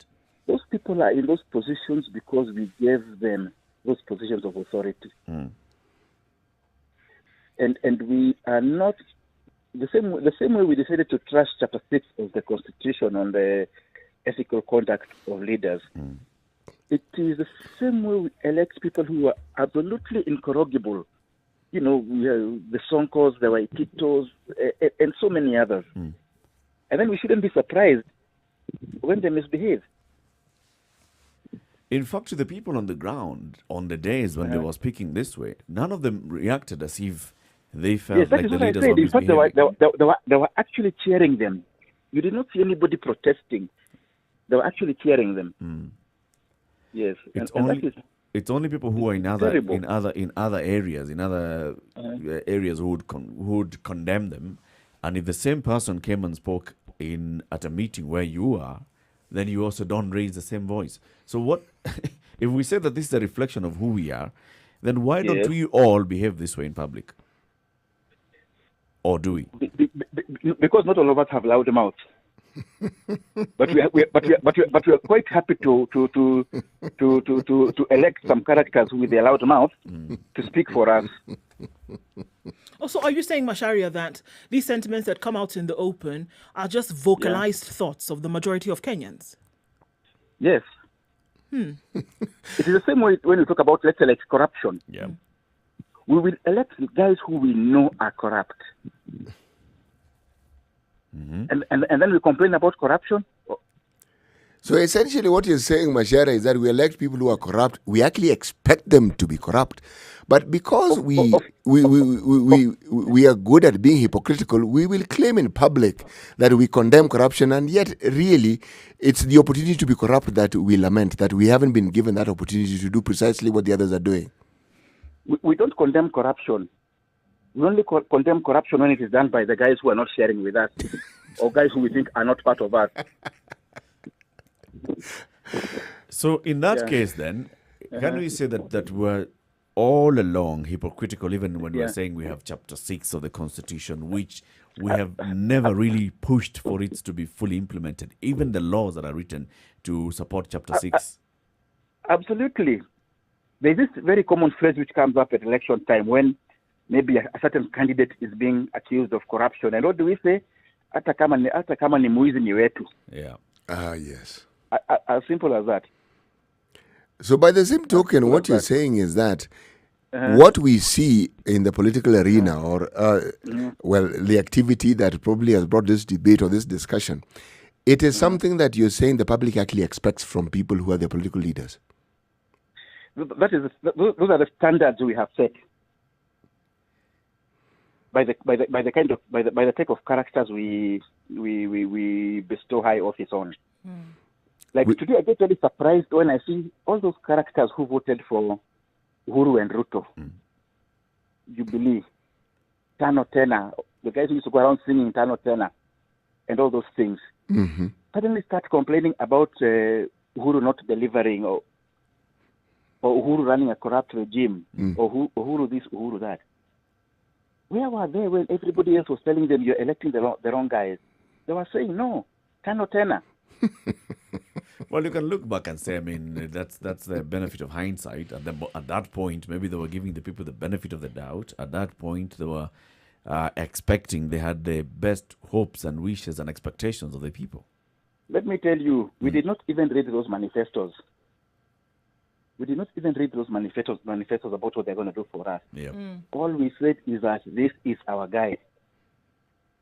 Our ethnic kingpin, our regional kingpin, and we must lock out the other guys. It's our people who need to lead, and this is our champion. That Mozambique narrative, yes. Narrative.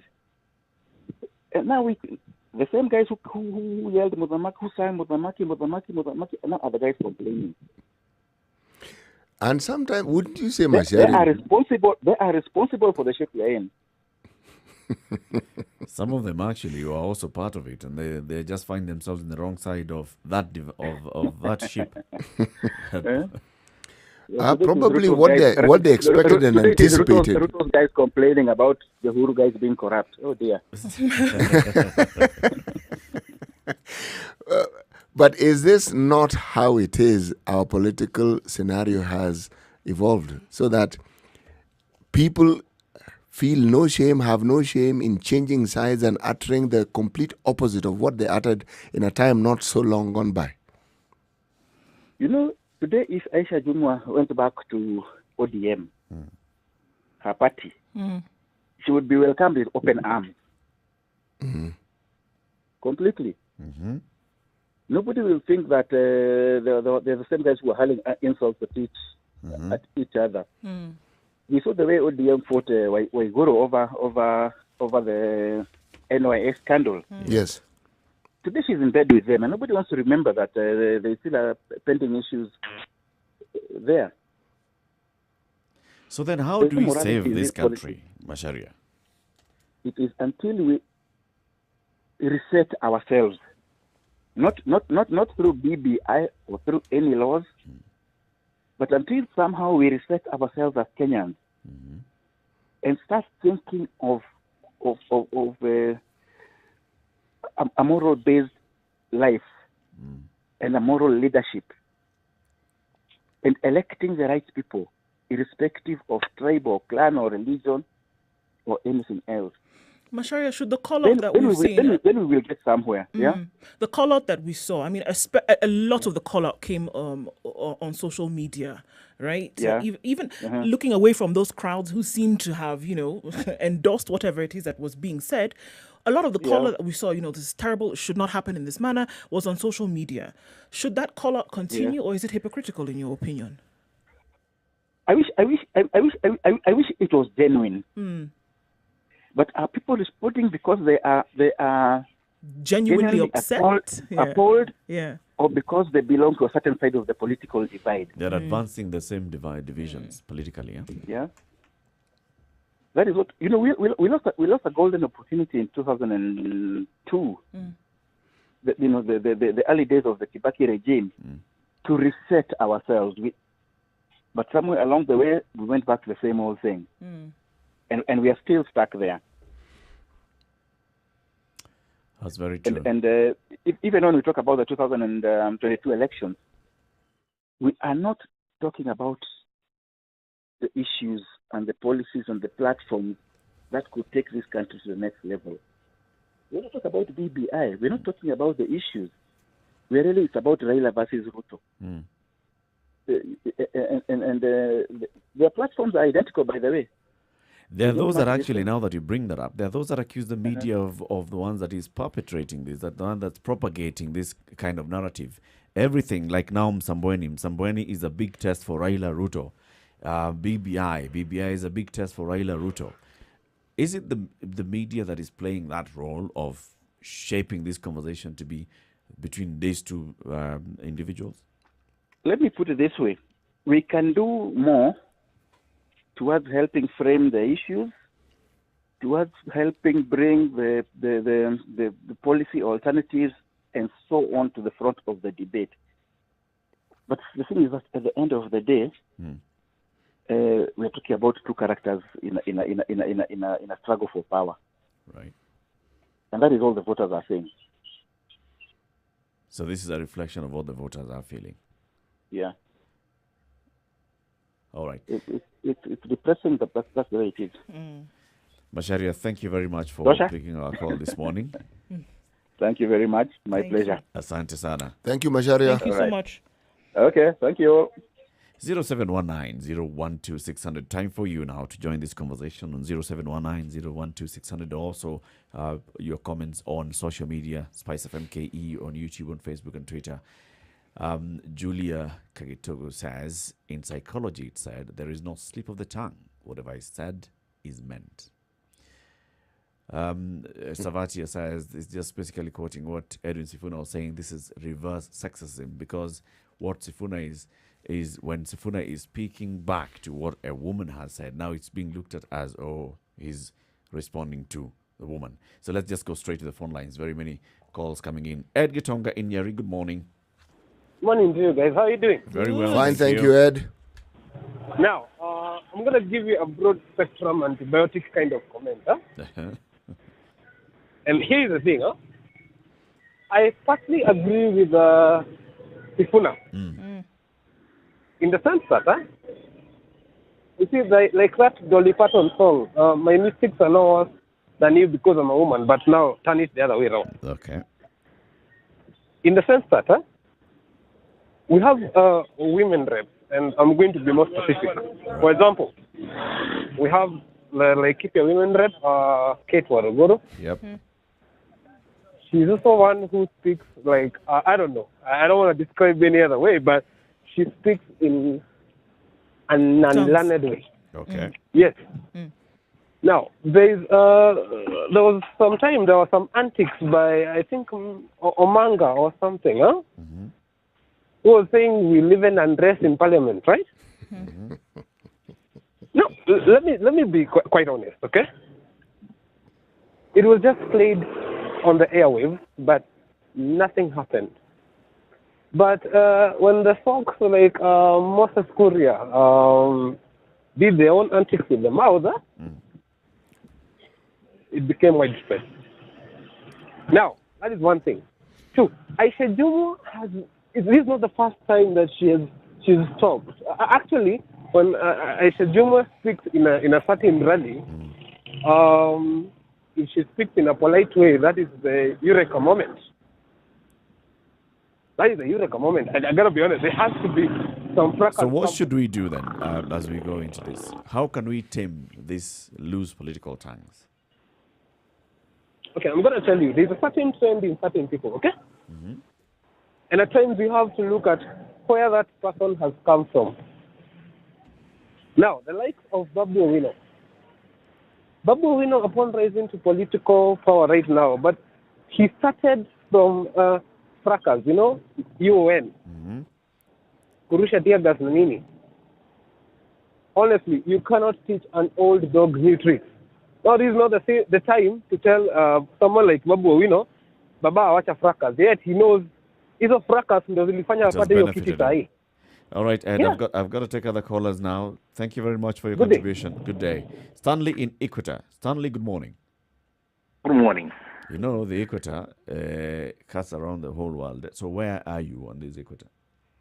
Equator, we have Equator in Nyanyuki and we have Equator in Kisumu.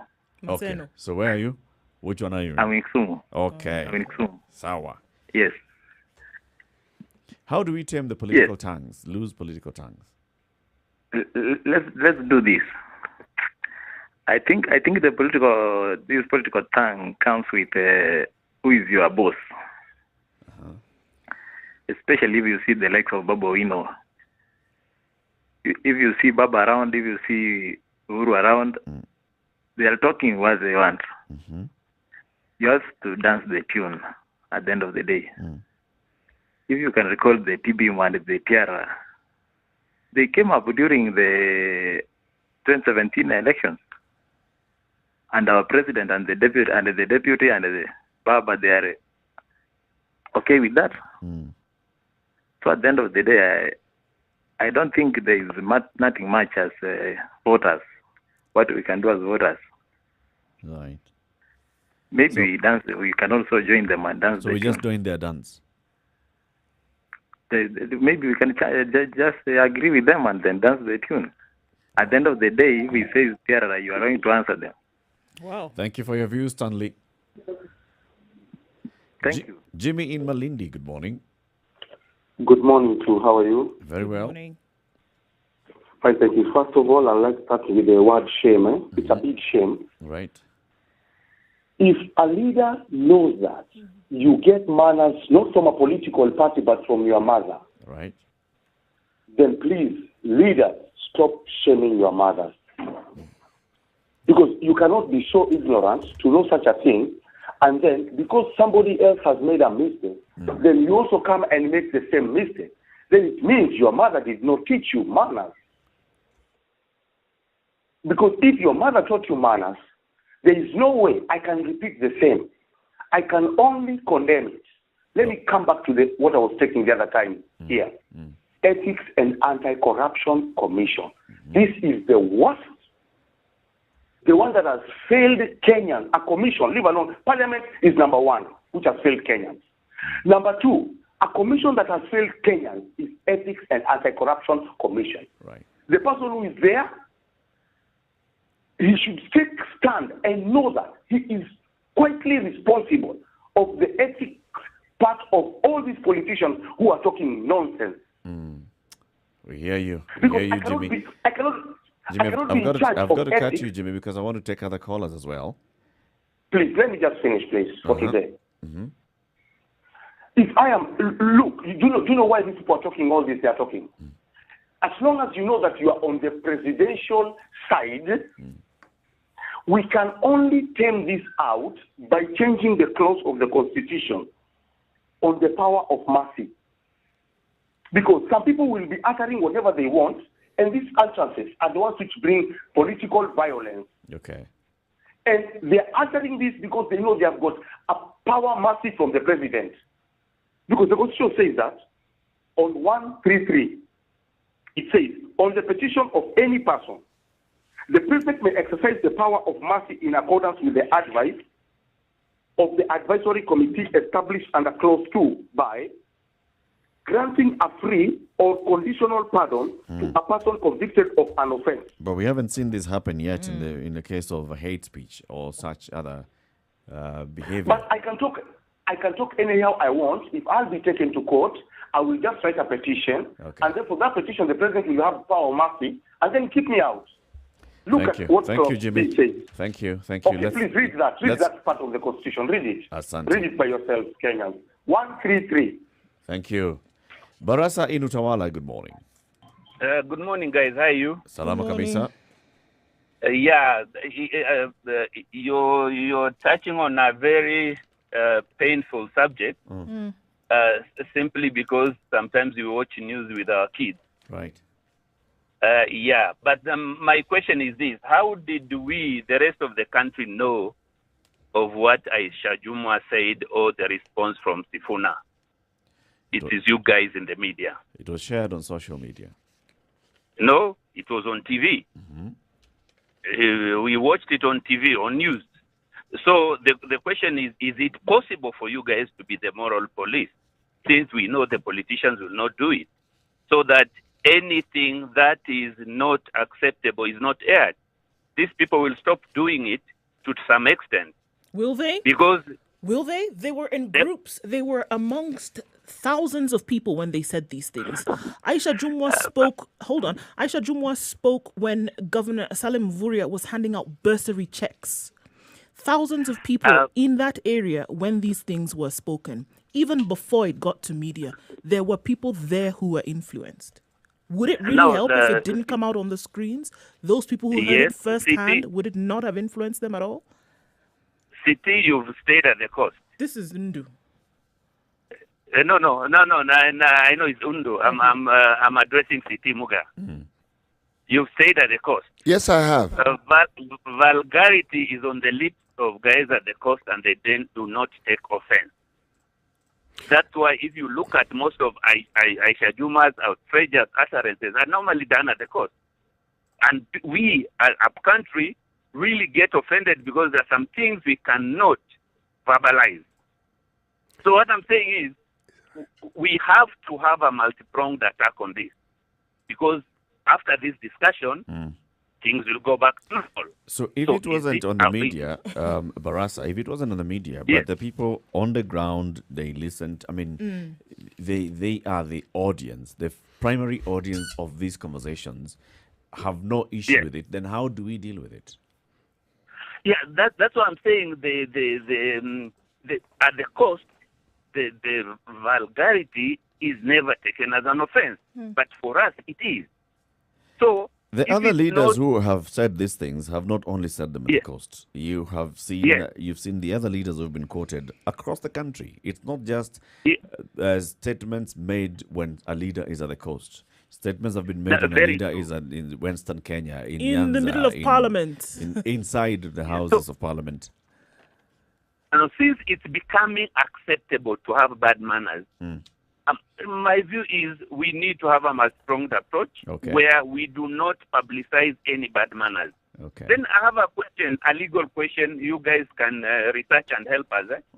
This rule of precedence, when it comes to issues of Chapter 6 of the Constitution, the reason we have so many people with questionable integrity in leadership positions is sometime when candidate Uhuru and Ruto were contesting, the court ruled that until they are found guilty, they can contest for those elections. Is there a way that this rule of precedence can be broken legally so that we stop these bad manners as well of having people with questionable integrity on the ballot boxes? I don't know, but that's something which has been on my mind, because anybody who is accused of doing something wrong will go to sanitize their behavior through leadership. Perhaps I should ask a question in response to the question you have asked. How are you going to convince people to stop electing people from their backyard, people from their communities whom they know are of questionable character, but from whom they will take money during elections and whom they end up voting? How do you get people not to elect such people? How do you get them to view them? We starve them of those people on the ballot box. We make sure they do not get a chance to vote for them through the Chapter 6. If we did have a rule on this president, and we stopped anybody with questionable issues or with pending cases from contesting, then we'll starve the voters of voting for characters who shouldn't be in leadership position. Barasa, that's my view. Thank you very much, Barasa. Let's go to Thika.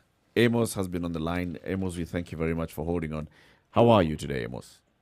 I'm good. How are you, gentlemen and lady? Very well, thank you.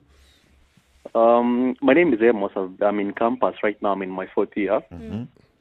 And I've taken time to observe the political spectrum and how things happen in campus, just across the board in all universities. Right.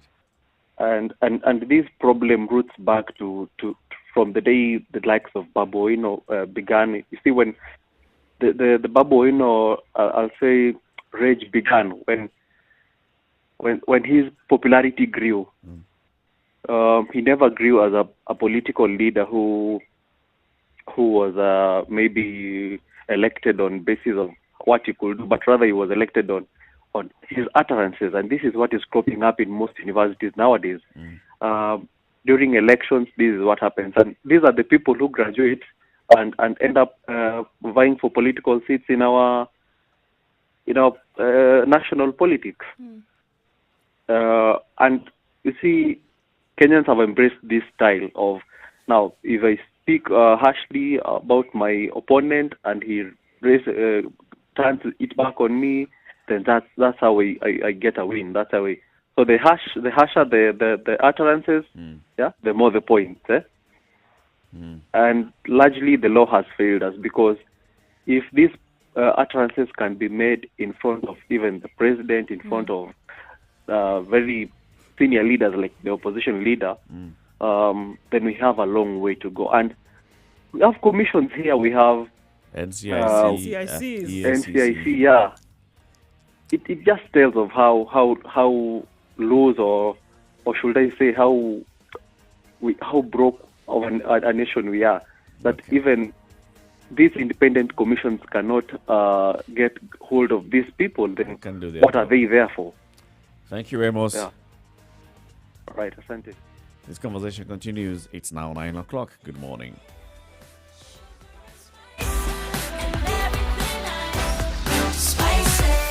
Spice up your life. 94.4 Spice FM, Nairobi. All right, it's not looking too bad this morning, guys. Coming off of Mombasa Road inbound, where we had a snarl up rather. That is looking much better now, trying to get in. We removed that bumper-to-bumper situation, right? So, Thika Road looking pretty good right now. Not too much of a problem as you get to the Pangani Tunnel and then out towards the CBD. That looks fine. Mombasa Road also outbound looks great into the CBD out towards Westlands. And then joining with Valley Road, Langata Road, Gong Road, looks good. Model traffic morning. Spice FM KE, that's how you can get to us on Twitter or text on 40127.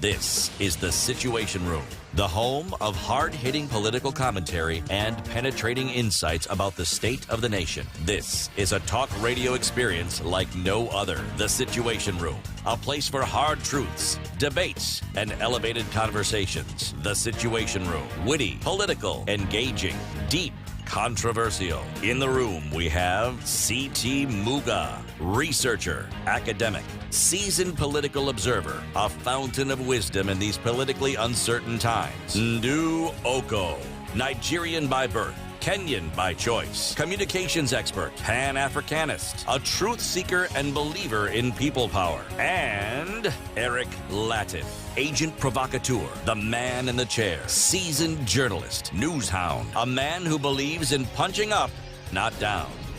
This is The Situation Room. All right, 2.5 minutes after 9 o'clock. Hey, the conversation is heated. We still want to hear about this. 0719-012-600.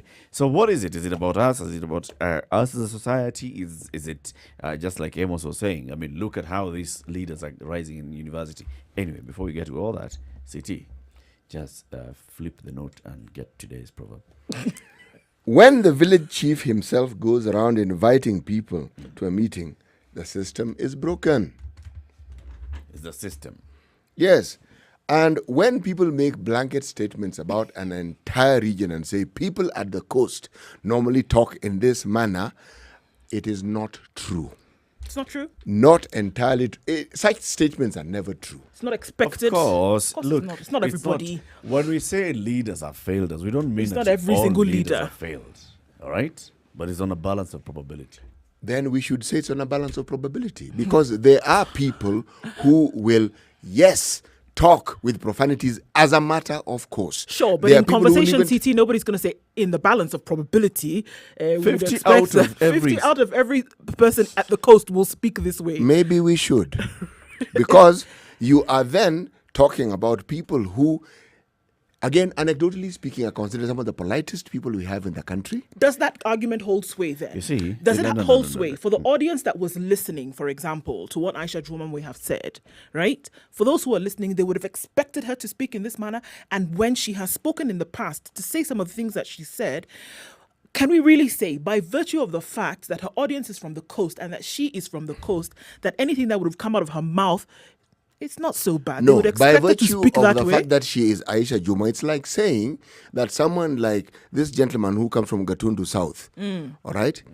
Exactly. You wouldn't say people from Gatundu South will speak like that. I would more likely say it is the individual it is him. who is likely to Neither speak can that you way. say that people who come from that particular area speak. It's that person. And so it is expected. You see, because they have created a narrative, they are expected. People expect them to speak that way. And that's why I say every community in this country seems to be represented by such individuals. There are people like that. Yes, there are. If you go to the Rift Valley, you'll find individuals like that. If you go to Luo Nyanza, you'll find individuals like that. Mm-hmm. You could pick somebody, even from this. There are people who will speak like that, and they are known to make utterances that make you blush. Okay, to be fair, I don't think our caller, what is his name? He was actually saying that the people from the coast do this. He said, you've lived, and very many times you'll find that such a statement is made in casual talk, but not the kind of statement that we see, for example, being attributed to Aisha Juma, for example, this particular weekend. So let's not even go about. Actually, Eric, let me explain to you. Let me explain to you. It's not the issue. As someone who has lived at the coast, Eric, the person had a point in that people who are close and are friendly will even make references of talkings and greetings with obscenities, and it is considered okay. That's because the language they're using is Swahili. But if you go to any other part of the country, you'll find something like that. People will use the language that they used to speak the same way. Now, what I am referring to is not the language. I am referring to the reference and how it is perceived. Aisha Juma's conversation was made at the coast, but it was televised to the rest of the country. So now, how is it then received with the rest of the country? And this is what is forming the basis of this discussion.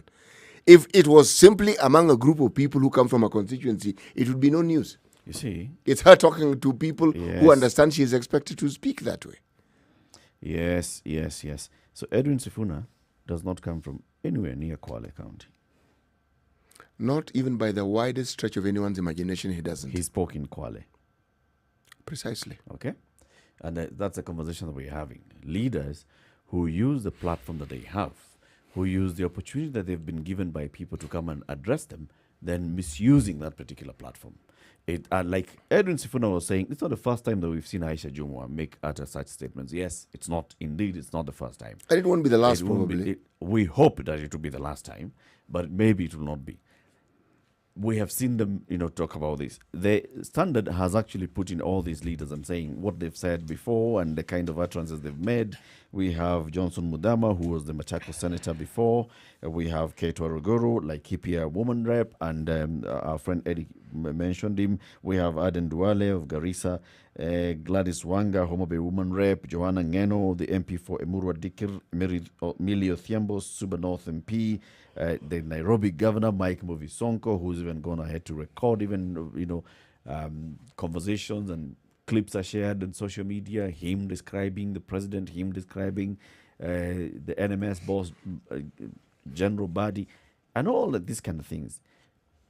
We're at a point where then leaders just get up and they speak. And we shall, because now someone can come and say, but why are you only talking when I speak? Why didn't you talk when the other person spoke? Me, I was only responding because I needed to respond.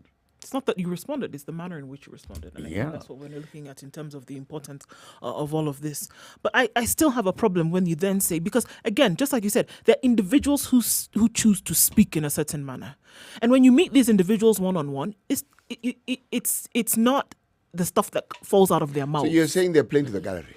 I would say they are playing to the gallery because they realize that nobody calls them out over these things, so they can continue to talk like that. I don't want to believe that when you sat one-on-one over a coffee with some of these folks, that those are the things that tumble out of their mouths. It would be difficult for me to say that somebody sits and talks this way, but because nobody has ever come out and said, hold on a minute, this is not the way in which you should be talking as a leader, then I want to choose you to put you in a position of leadership over me. Nobody has come before to say this is the wrong thing to do or it's the wrong thing to say. So then it we has are been saying- accepted. And so they realize, okay, this is going to garner me some attention. It's going to garner my audience. It's going to garner me some audience also when it comes to the things I would say thereafter. So let me push it a little bit more and see how far I can go with it. Are we as Kenyans known to give pushback or to call out leaders of any kind? Kenyans are not known to give pushback or to call out. No. Maybe we've gotten to a point where when someone is speaking like this, they appeal to us because they look like, they sound like they're fighters. I will not take it lying down. This is what basically the entire message of Aisha Jumo is. I will not take it lying down. You think you can just come and push me over? You cannot push me over. I even hear that you're planning to do something. Please, you know what? You can't me. That's basically what she was saying. Going back to the phone lines, Justus in Kilifi. Good morning. Hey, good morning. I hope being one from the coast, you're not assuming I'm abusive. Good morning, Justice. That's the first thing I think I want to clarify. It's not like the people in the coast talk in abusive language. The fact that you may not understand the deep or the metaphoric or the use of Kiswahili doesn't necessarily mean that they speak in abusive language. Sure. That's one thing. I think that's, and I support City as he's saying, we cannot blanketly make that statement and therefore justifies for these bara vulgarities which come down on occasion. Mm-hmm. The second thing is, if we talk legally, both Juma and Sifuna essentially had no standing where they're making those vulgar noises because neither of them comes from Kwale. And if you look at there are people in the coast who have never used such language. For example, even if you search to your records, are you ever likely to find where Governor Muvuria has spoken such? True. No. Nope. You are never likely to find, but he was there in that forum. He was. Now, he was in that forum, but he didn't utter those words. The second bit I want to also kind of contribute to why it's necessary that we vilify Sifuna more than Jumwa. Mm-hmm. Sifuna was not there in his capacity as a politician. He was there in his capacity as the CEO of a national party. And therefore what he was speaking reflects the party.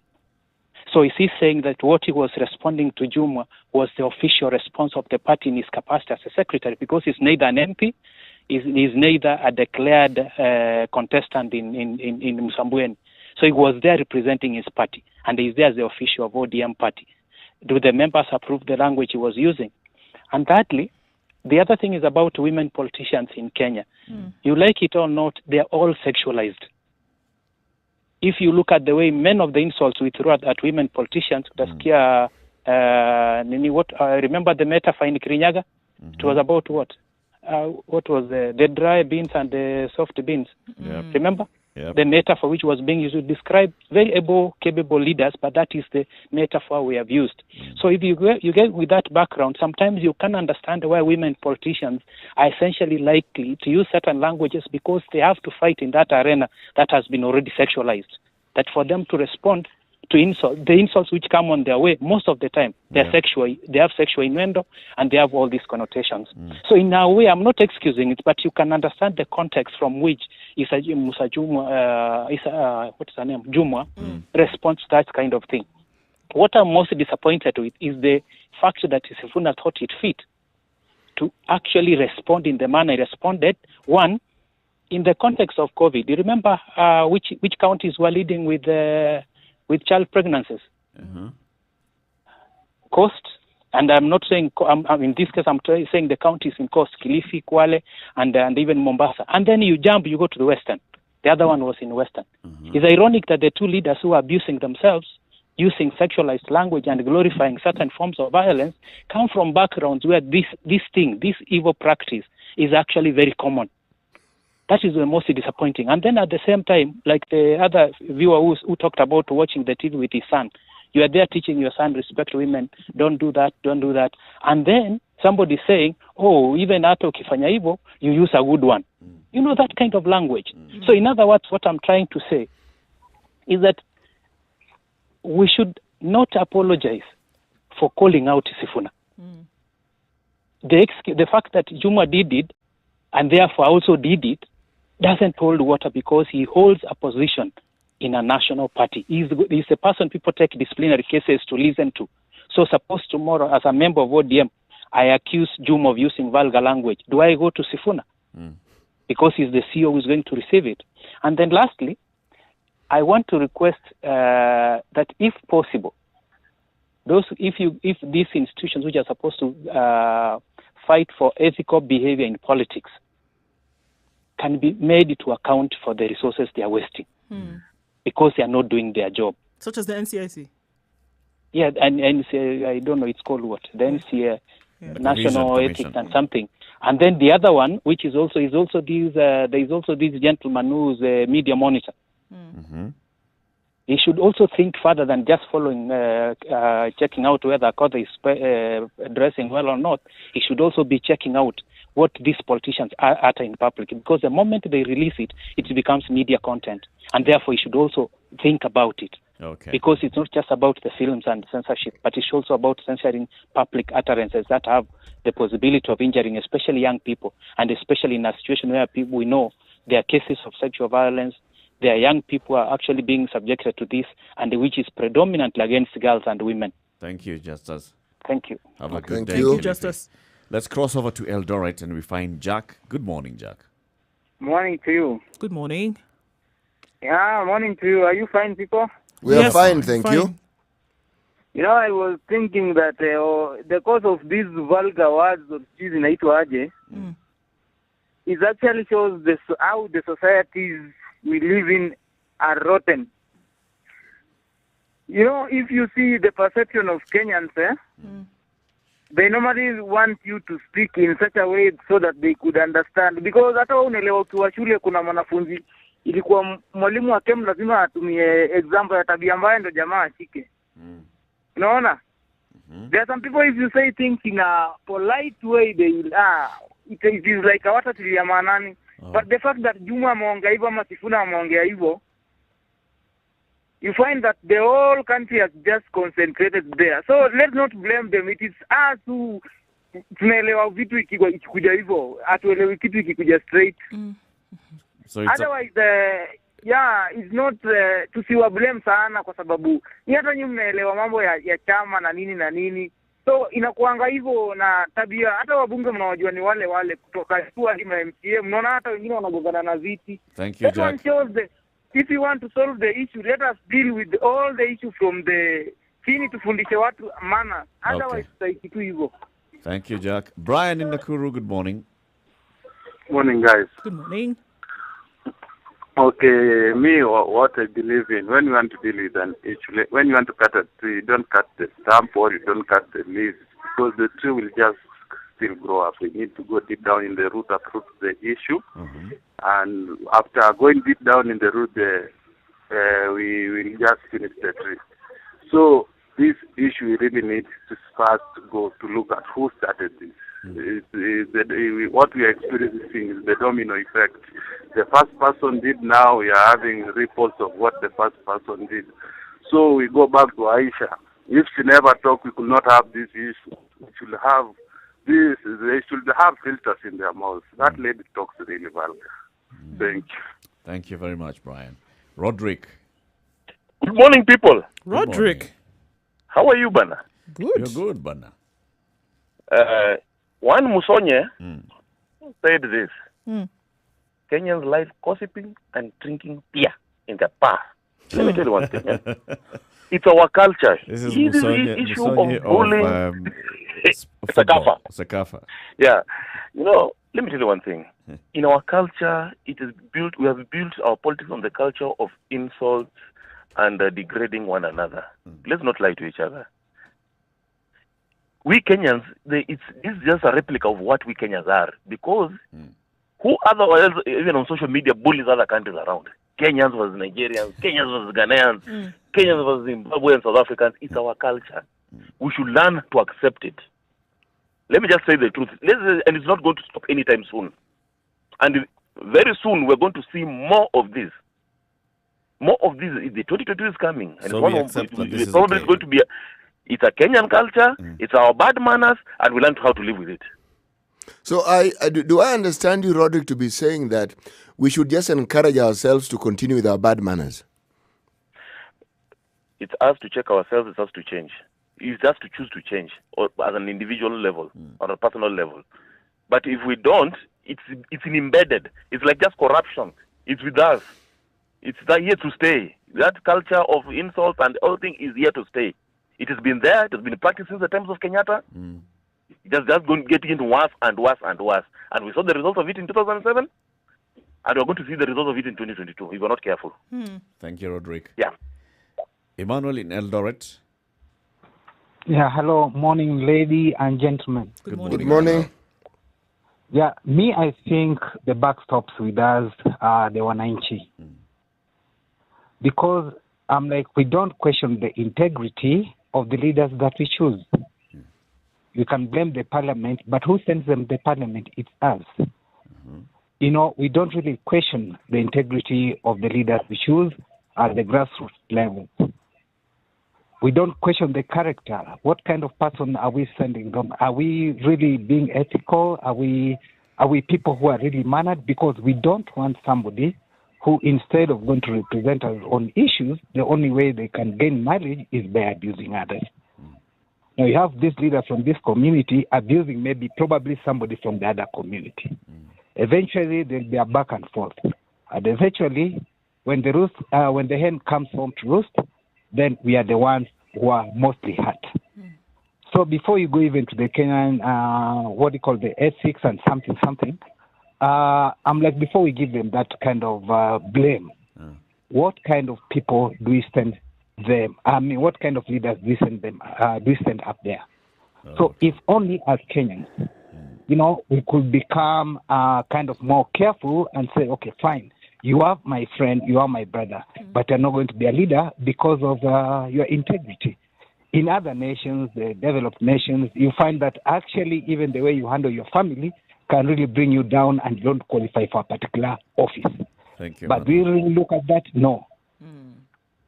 Yeah, so I say, you know, the solution to all this is when we start at the grassroots level. Tabia mbaya inaanza na mimi na wewe. Yes, exactly.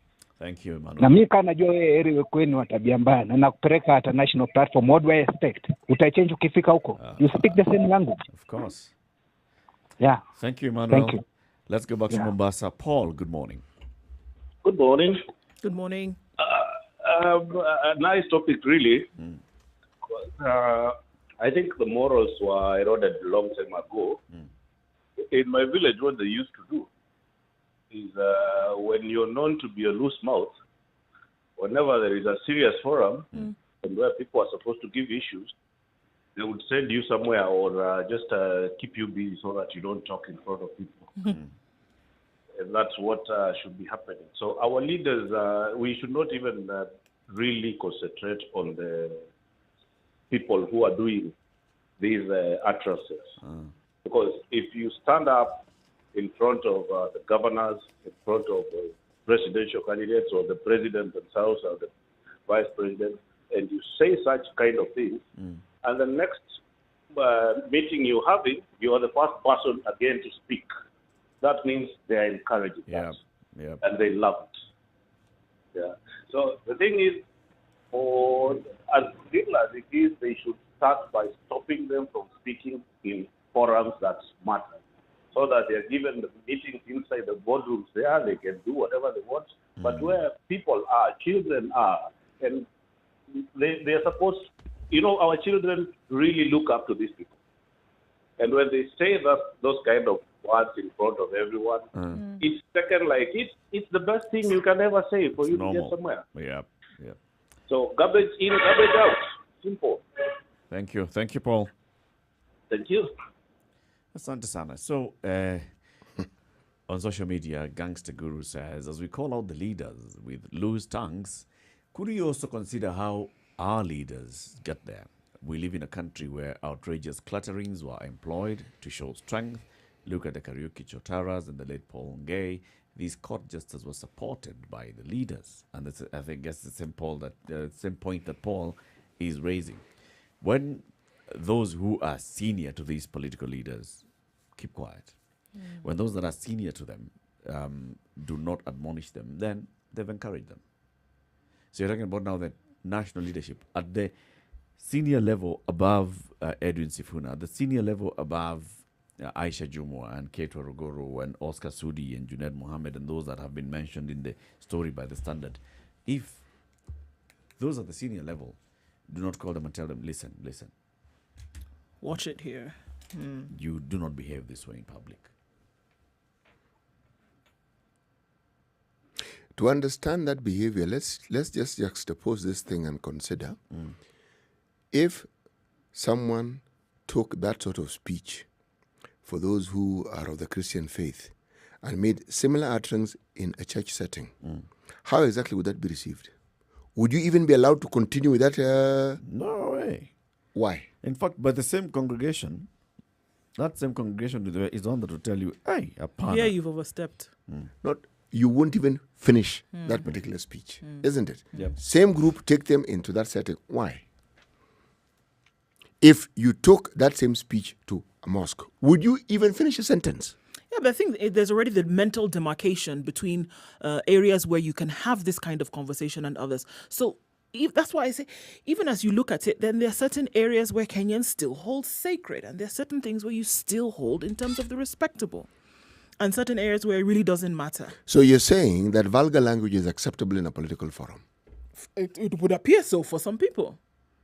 But you wouldn't, the same people I'm telling you would not have those conversations if they knew their parents or people that they respected were in the audience. When you talk about an audience in a political crowd, the representation of that family setup is probably fully there.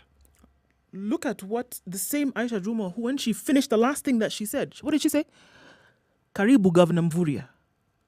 Someone that you would say that you would respect because of his high ranking in terms of how he ranks to you, you would think that they would have that. But it was political in nature.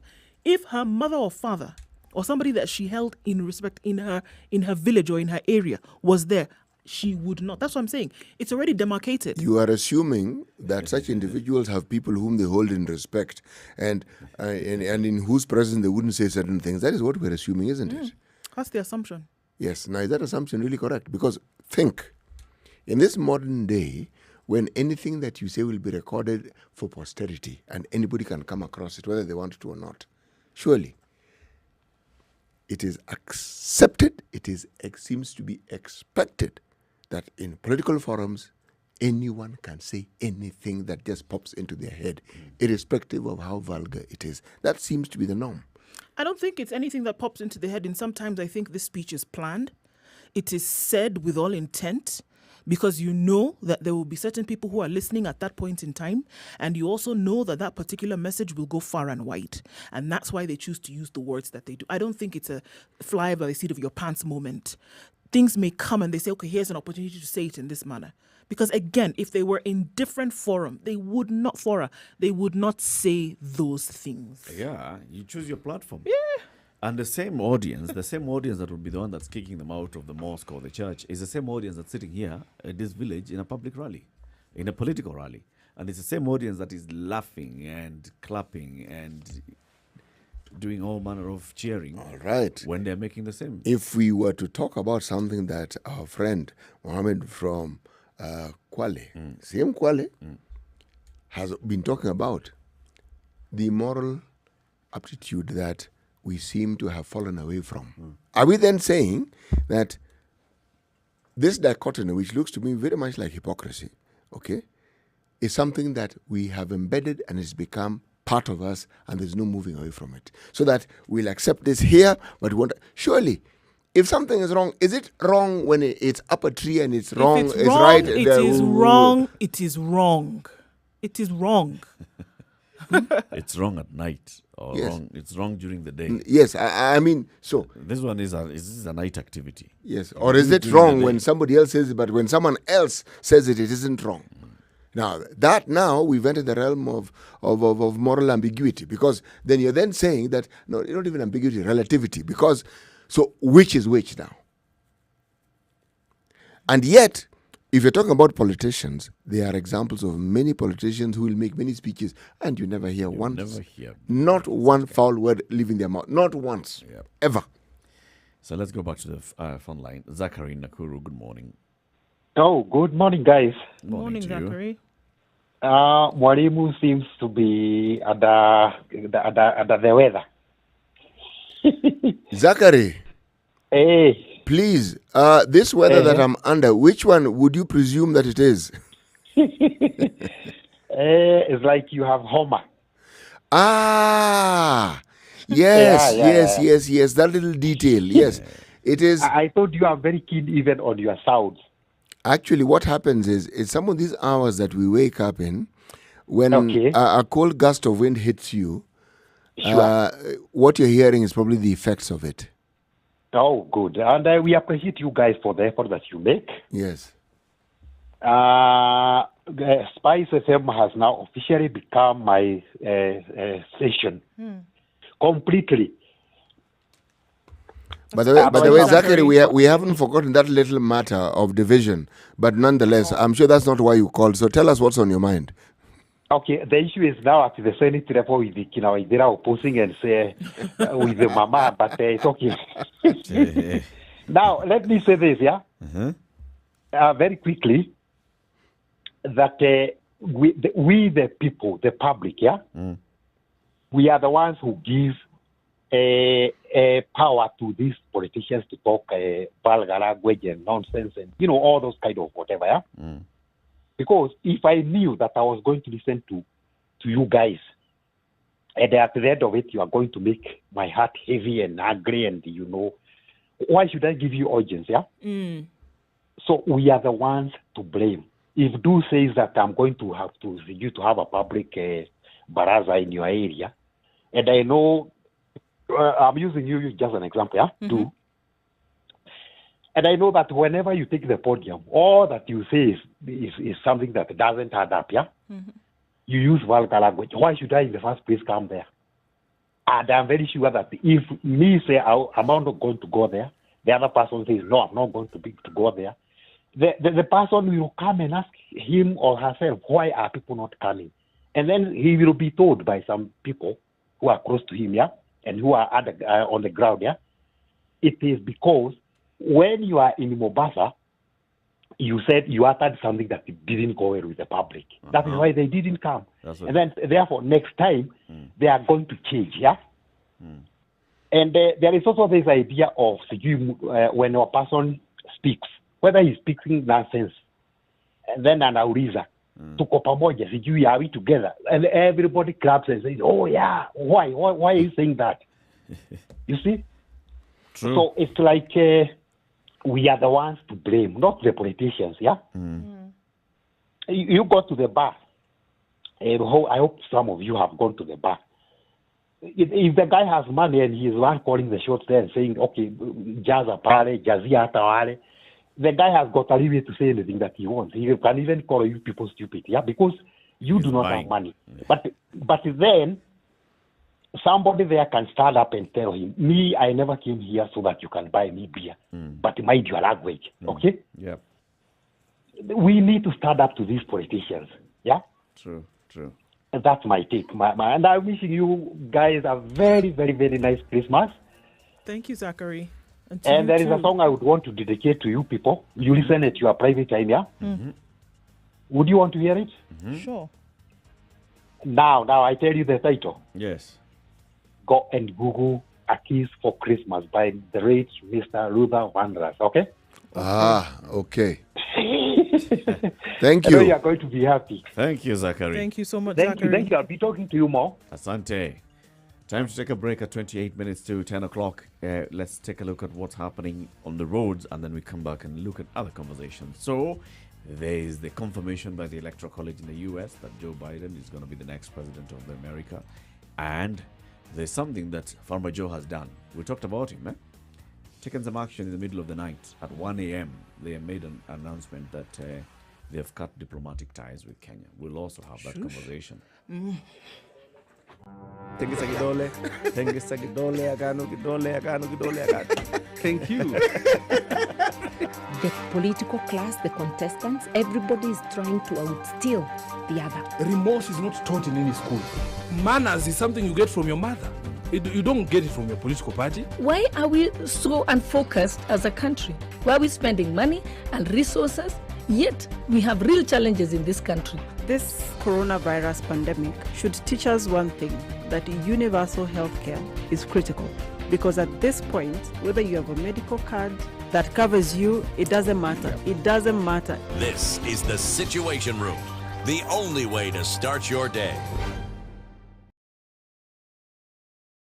87.9 Spice FM, Mombasa. All right, so it's sunny in Nairobi today.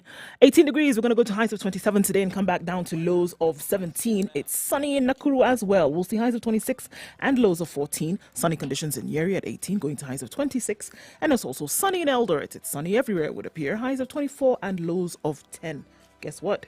It's sunny in Kisumu at 23, highs of 29, and also in Kakamega with highs of 29 today, coming down to lows of 14. It's raining in Mombasa at 29, we'll see highs of 31, highs of 29 in Malindi where it's mostly sunny at 23. Sun is out also in Kampala at 21, highs of 26, coming down to lows of 16. The low will be 27 in Dar es Salaam today, cloudy conditions at 28, going to highs of 32. We're looking at highs of 21 in Johannesburg, down to lows of 15. It's raining in Lagos at 24, the high will be 31, and it's clouds have disappeared in Kinshasa at 24 now, mostly sunny conditions, going to highs of 32. -1 in Beijing, bitterly cold today, coming down to lows of -10, and -1 will be the high. Paris, rain at 10, highs of 12 and lows of 6, and we're also looking at 10 degrees in London, highs of 11 and lows of 9. And finally, for now, in New York, it's 3 degrees, clear skies. We'll see highs of only 4 and lows of -2.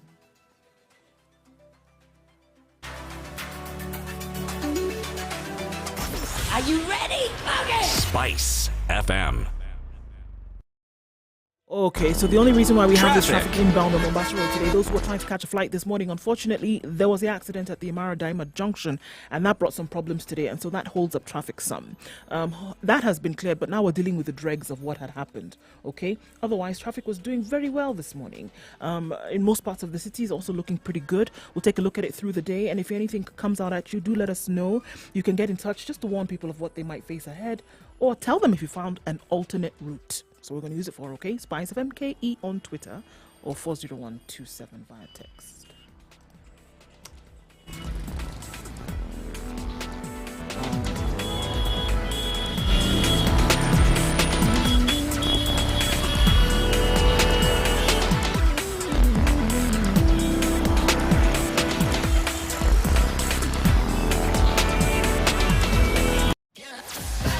Sugar and spice and everything nice, just the way you like it. The Spice Drive. Did you have a great day? I hope you did. I intend to make it better from 3 p.m. to 7 p.m. I'm going to be taking you home nice and chill. Everyone is welcome aboard. The hashtag. Mature, intelligent talk every morning.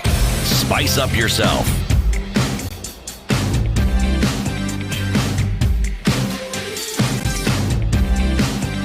Mornings done right.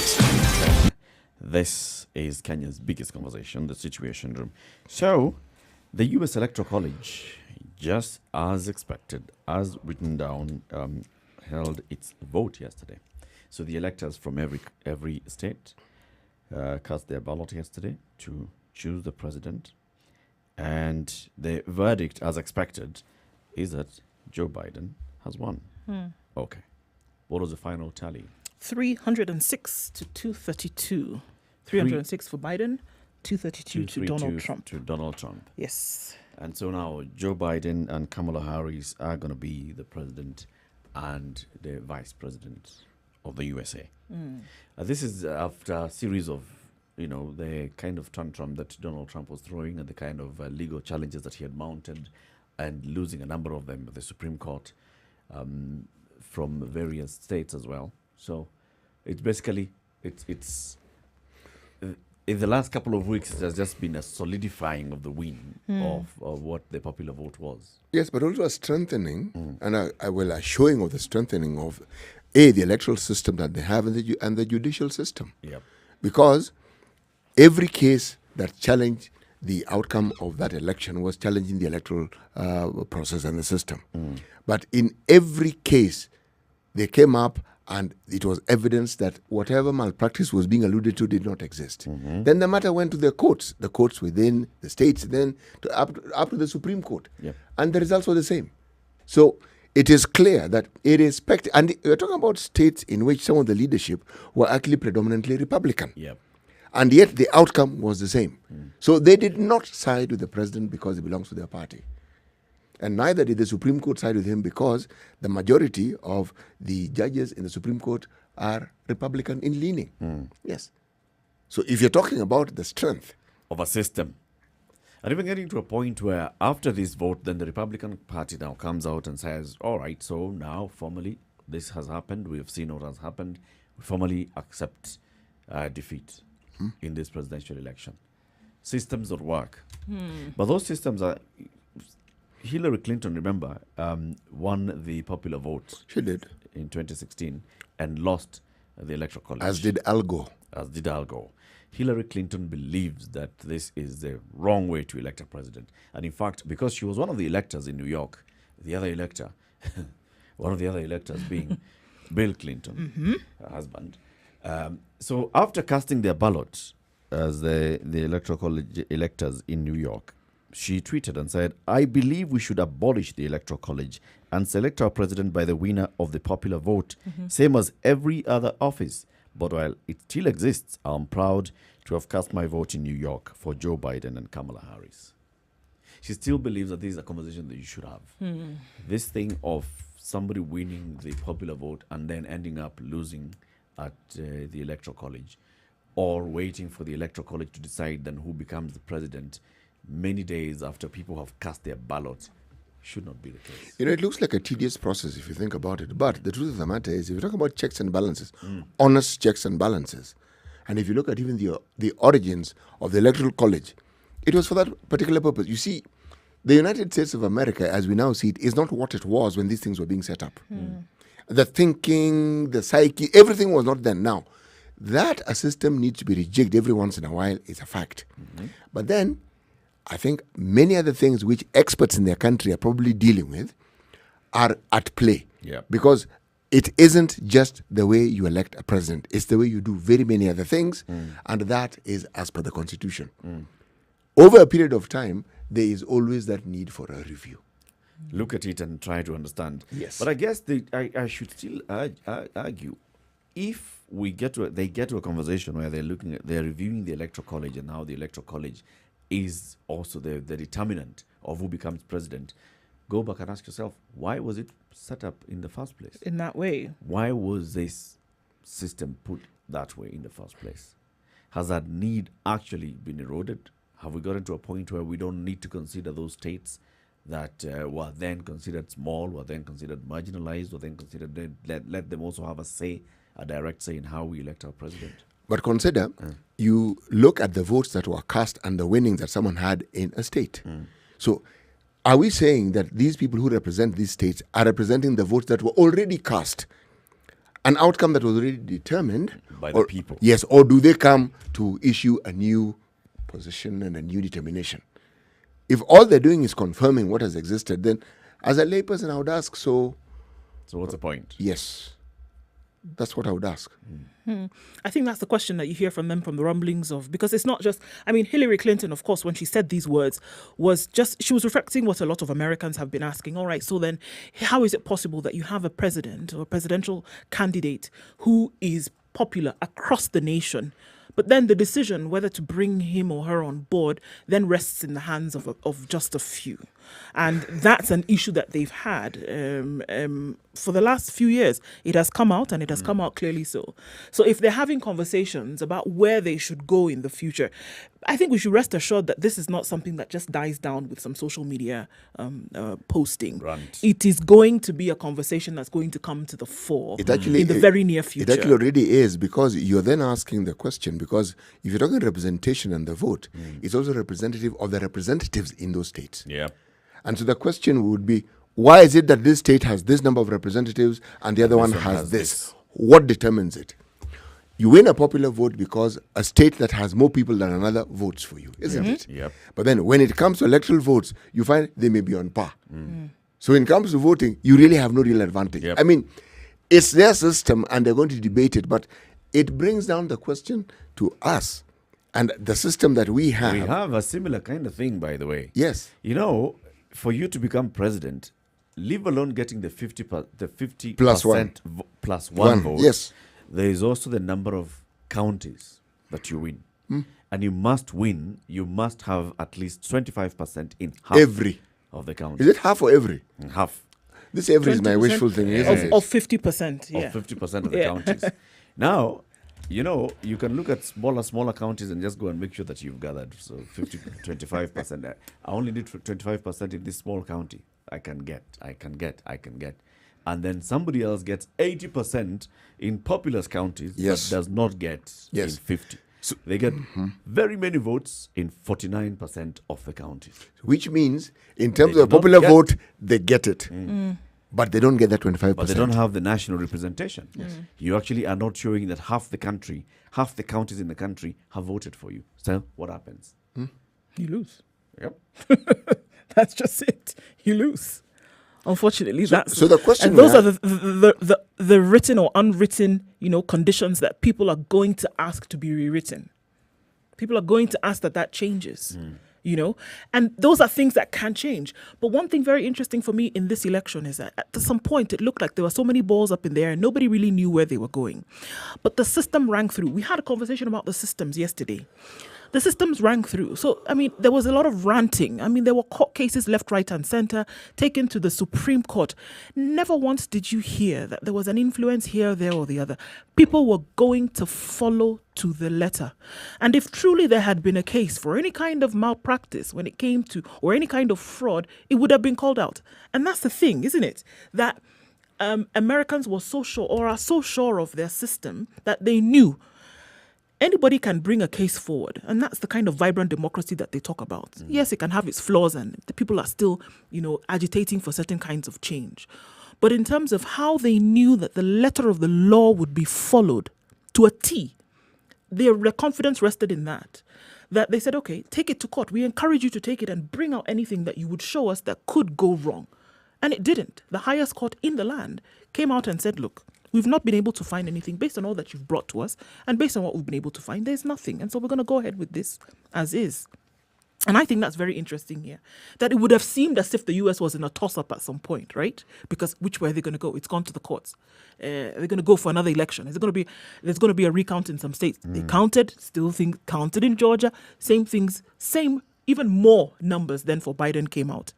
But I think it's very interesting that they dealt on a system which was not going to accept any kind of flaw or fraud or malpractice, that the Americans would be able to trust the system so solidly that they knew whatever the outcome, it's something that could be trusted.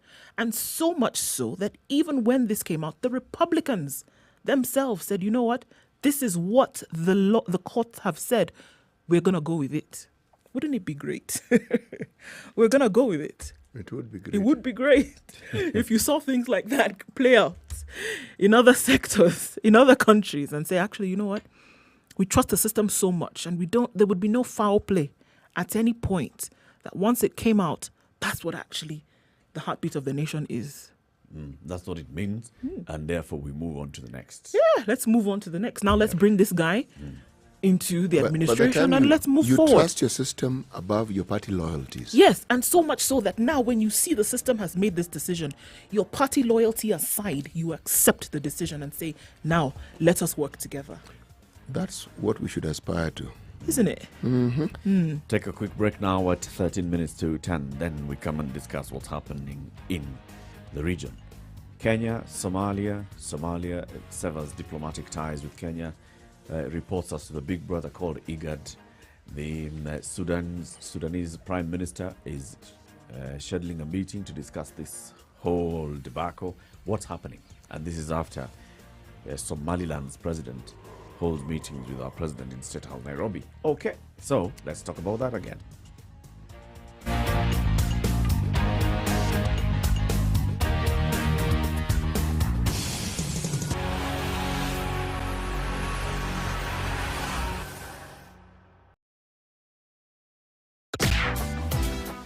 They are smart, They are funny and unfailingly entertaining. They are the adults in the room, and they are here to help you be the best adult you can be. Just to be very honest with each other here, not all of us are going to get tall, dark, and handsome. Not all of us are going to get 0.5s or chotaras. Some of us have to learn the short guys. Some of us have to learn those pot-bellied people. Some of us have to learn older men or younger men. Spice. Don't ask your partner if he or she enjoyed it. I think the approach should always be, if she's enjoyed the journey, she will let you know. Yeah. She'll tell you, hey, maze, your bus is big. Mi sijaipanda basi kubwa kama hii. Juu hata hii basi, hiyo mafuta tulieka yote, imetuleta hapa vizuri. Hii basi iko na nguvu. Hii basi iko na nguvu. Spice. Now into a relationship, it becomes like you've stopped your life, and then now me, I am your life. You see, like, what happened to your life? What happened to you? What did you And used to do? women are guilty about that. Is your wife listening to the show? Whether it is matters of the heart, finances, or work that's weighing on your mind.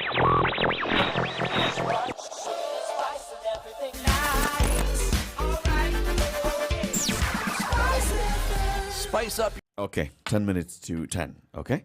So last night, Somalia's Minister of Information, Osman Abukar Dube, announced cutting ties with Kenya at around 1:40 a.m. Mogadishu time on state-run TV. This is hours after our own President Uhuru Kenyatta had held talks with breakaway Somaliland President Musa Bihi at State House, Nairobi. Somalia says it will withdraw all its diplomats from Kenya and has ordered Kenyan diplomats to leave the country within 7 days. So not just the ambassador, everybody, get out, go, Rudini Kwenu.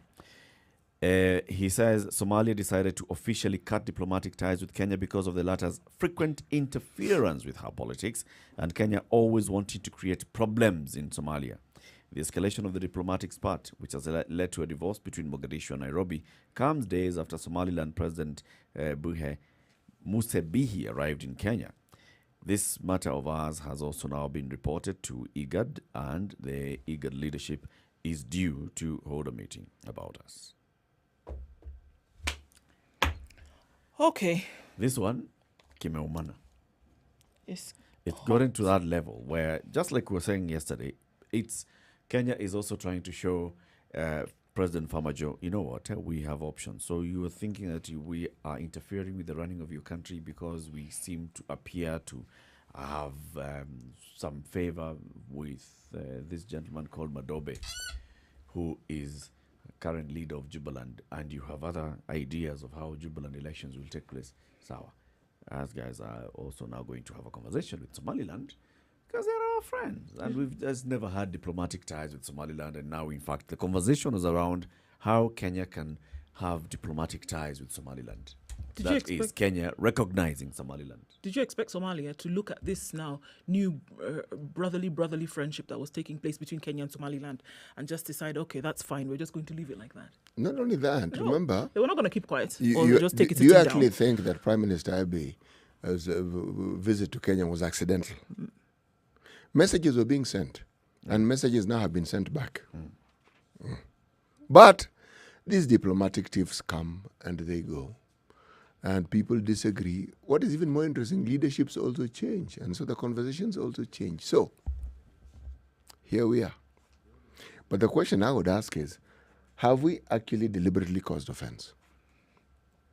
With an intention to cause offense? Or with an intention to, secure, secure policy in the region still as the big brother of the Horn and East Africa? Was it really with an intent to cause offense?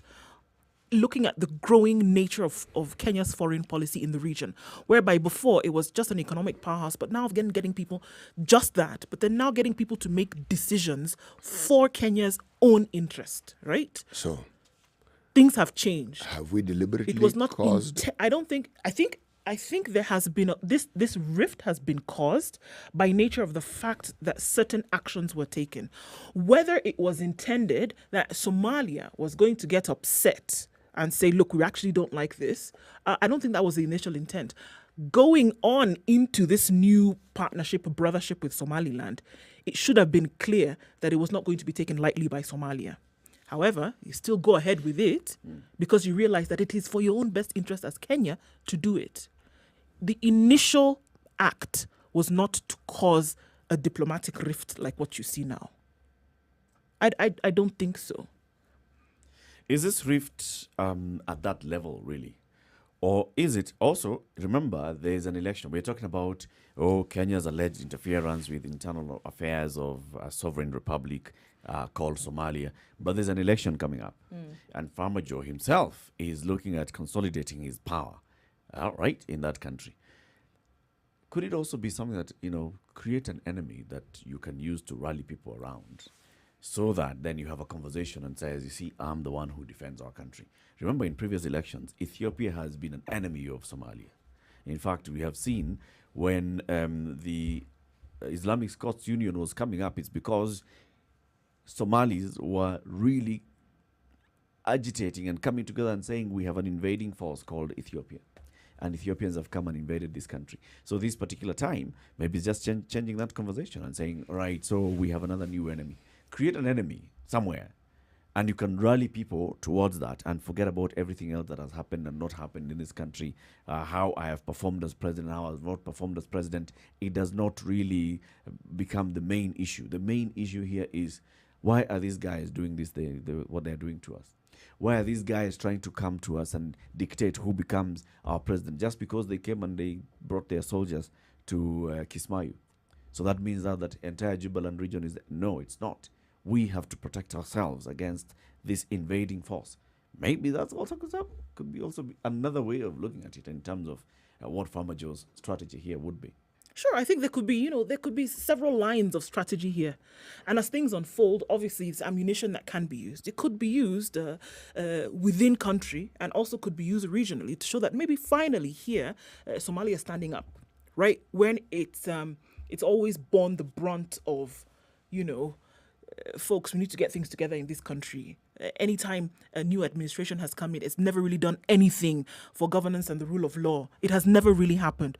So could be an opportunity that has presented itself for Farmer Joe to say, okay, here I have an opportunity to show myself as then a leader that could come out to actually take this country from the ground, at least to step 1 or 2 of the ladder, right?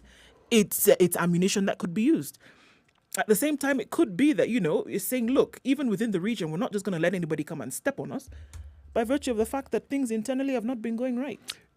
This situation, if you look at it, Somalia as it exists, the landmass we refer to as Somalia, and then the divisions within it, there is already a non-consensus understanding that this one here, my friend, we have, what's the word that we use in Kenya? Devolved units of governance.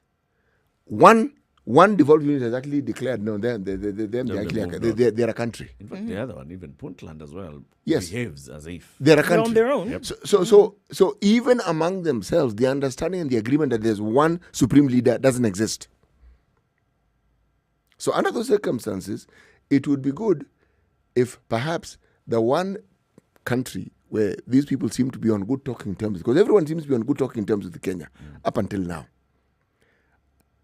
And then our friends, Jubaland, are literally our neighbors. The politics that is here has to do, as you correctly put it in my mind, with someone consolidating their power. But consolidating their power, what? In the entire landmass of Somalia, or just within the region that he actually has some say and some control over? And wanting to extend that control into this other region where he sees if these guys continue to be supported by this guy who's supporting them, then I will lose my control. I'll lose my grip there. The question is, Eric, does he even have a grip in this country? That's the other question. Does a grip exist? It's one thing to want to have a grip, but does it exist? Yeah. How should Kenya respond to this? Because here we are, within the next 7 days, everybody who's been working the Kenyan mission in Somalia is coming home. And everybody who's been here is going back to their home country. So, and on the 20th of December, in 5 days' time, people are going to meet and under IGAD and discuss this issue. So they'll be meeting to discuss the issue in Ethiopia and how you can get back the refugees back into Ethiopia. But then also the issue of Kenya will come up because Somalia has officially complained to IGAD. But this strikes me as an opportunity for the other regions of the landmass of Somali to have even closer ties with Kenya. So, I don't have enough information to actually understand what it is that is really going on that is leading to all these discussions. Because it isn't as though we have not been talking with Jubaland, or it isn't as though. All these leaders, even before this government of Somalia was formed, these are people who've been coming in and out of Nairobi, sometimes announced, sometimes unannounced. But these are discussions that have continued. And many of these people have interest in the country. So this specific spat that we seem to have, I'm saying there may be something happening that I don't understand. Sure, but I also think this is not the moment that Kenya is going to lash out. I think right now Kenya is going to lay low and listen to what it is going to come out of these talks. Taking a jab right now, I think, would be a bit. But we don't need to lash out. There you go. It would be unnecessary at this point because also have you heard any? Yesterday's visit was a lashing out, my friend. Have you heard anything come out diplomatically the way you've seen coming out of Somalia? Yes, Kenya's Foreign Affairs Ministry has responded and said, no, that's not true. That's it. Kenya's Foreign Affairs is it possible for them to have actually admitted and said, actually, it is true, we are interfering? But that's a response. Kenya's Foreign Affairs Ministry has basically come I'm out saying, to say, have you heard anybody saying, this is what we are going to do? We also will declare these individuals PNG, persona non grata, or we're going to do... No. It has just been, no. As far as we are concerned, we don't know of this, period. And I think that's the diplomatic stance that they're going to take, that Kenya is going to take at this point, lay low and watch what is going to happen. Okay, top of the hour, CT, today's proverb. When a king goes on a walkabout, I'm paraphrasing it, and starts inviting people to a meeting, personally, that system has gone completely wrong. Self-explanatory, isn't it? See you again tomorrow, folks. It's now 10 o'clock. CT Muga, Nduoko, and Eric Latif wishing you a lovely day.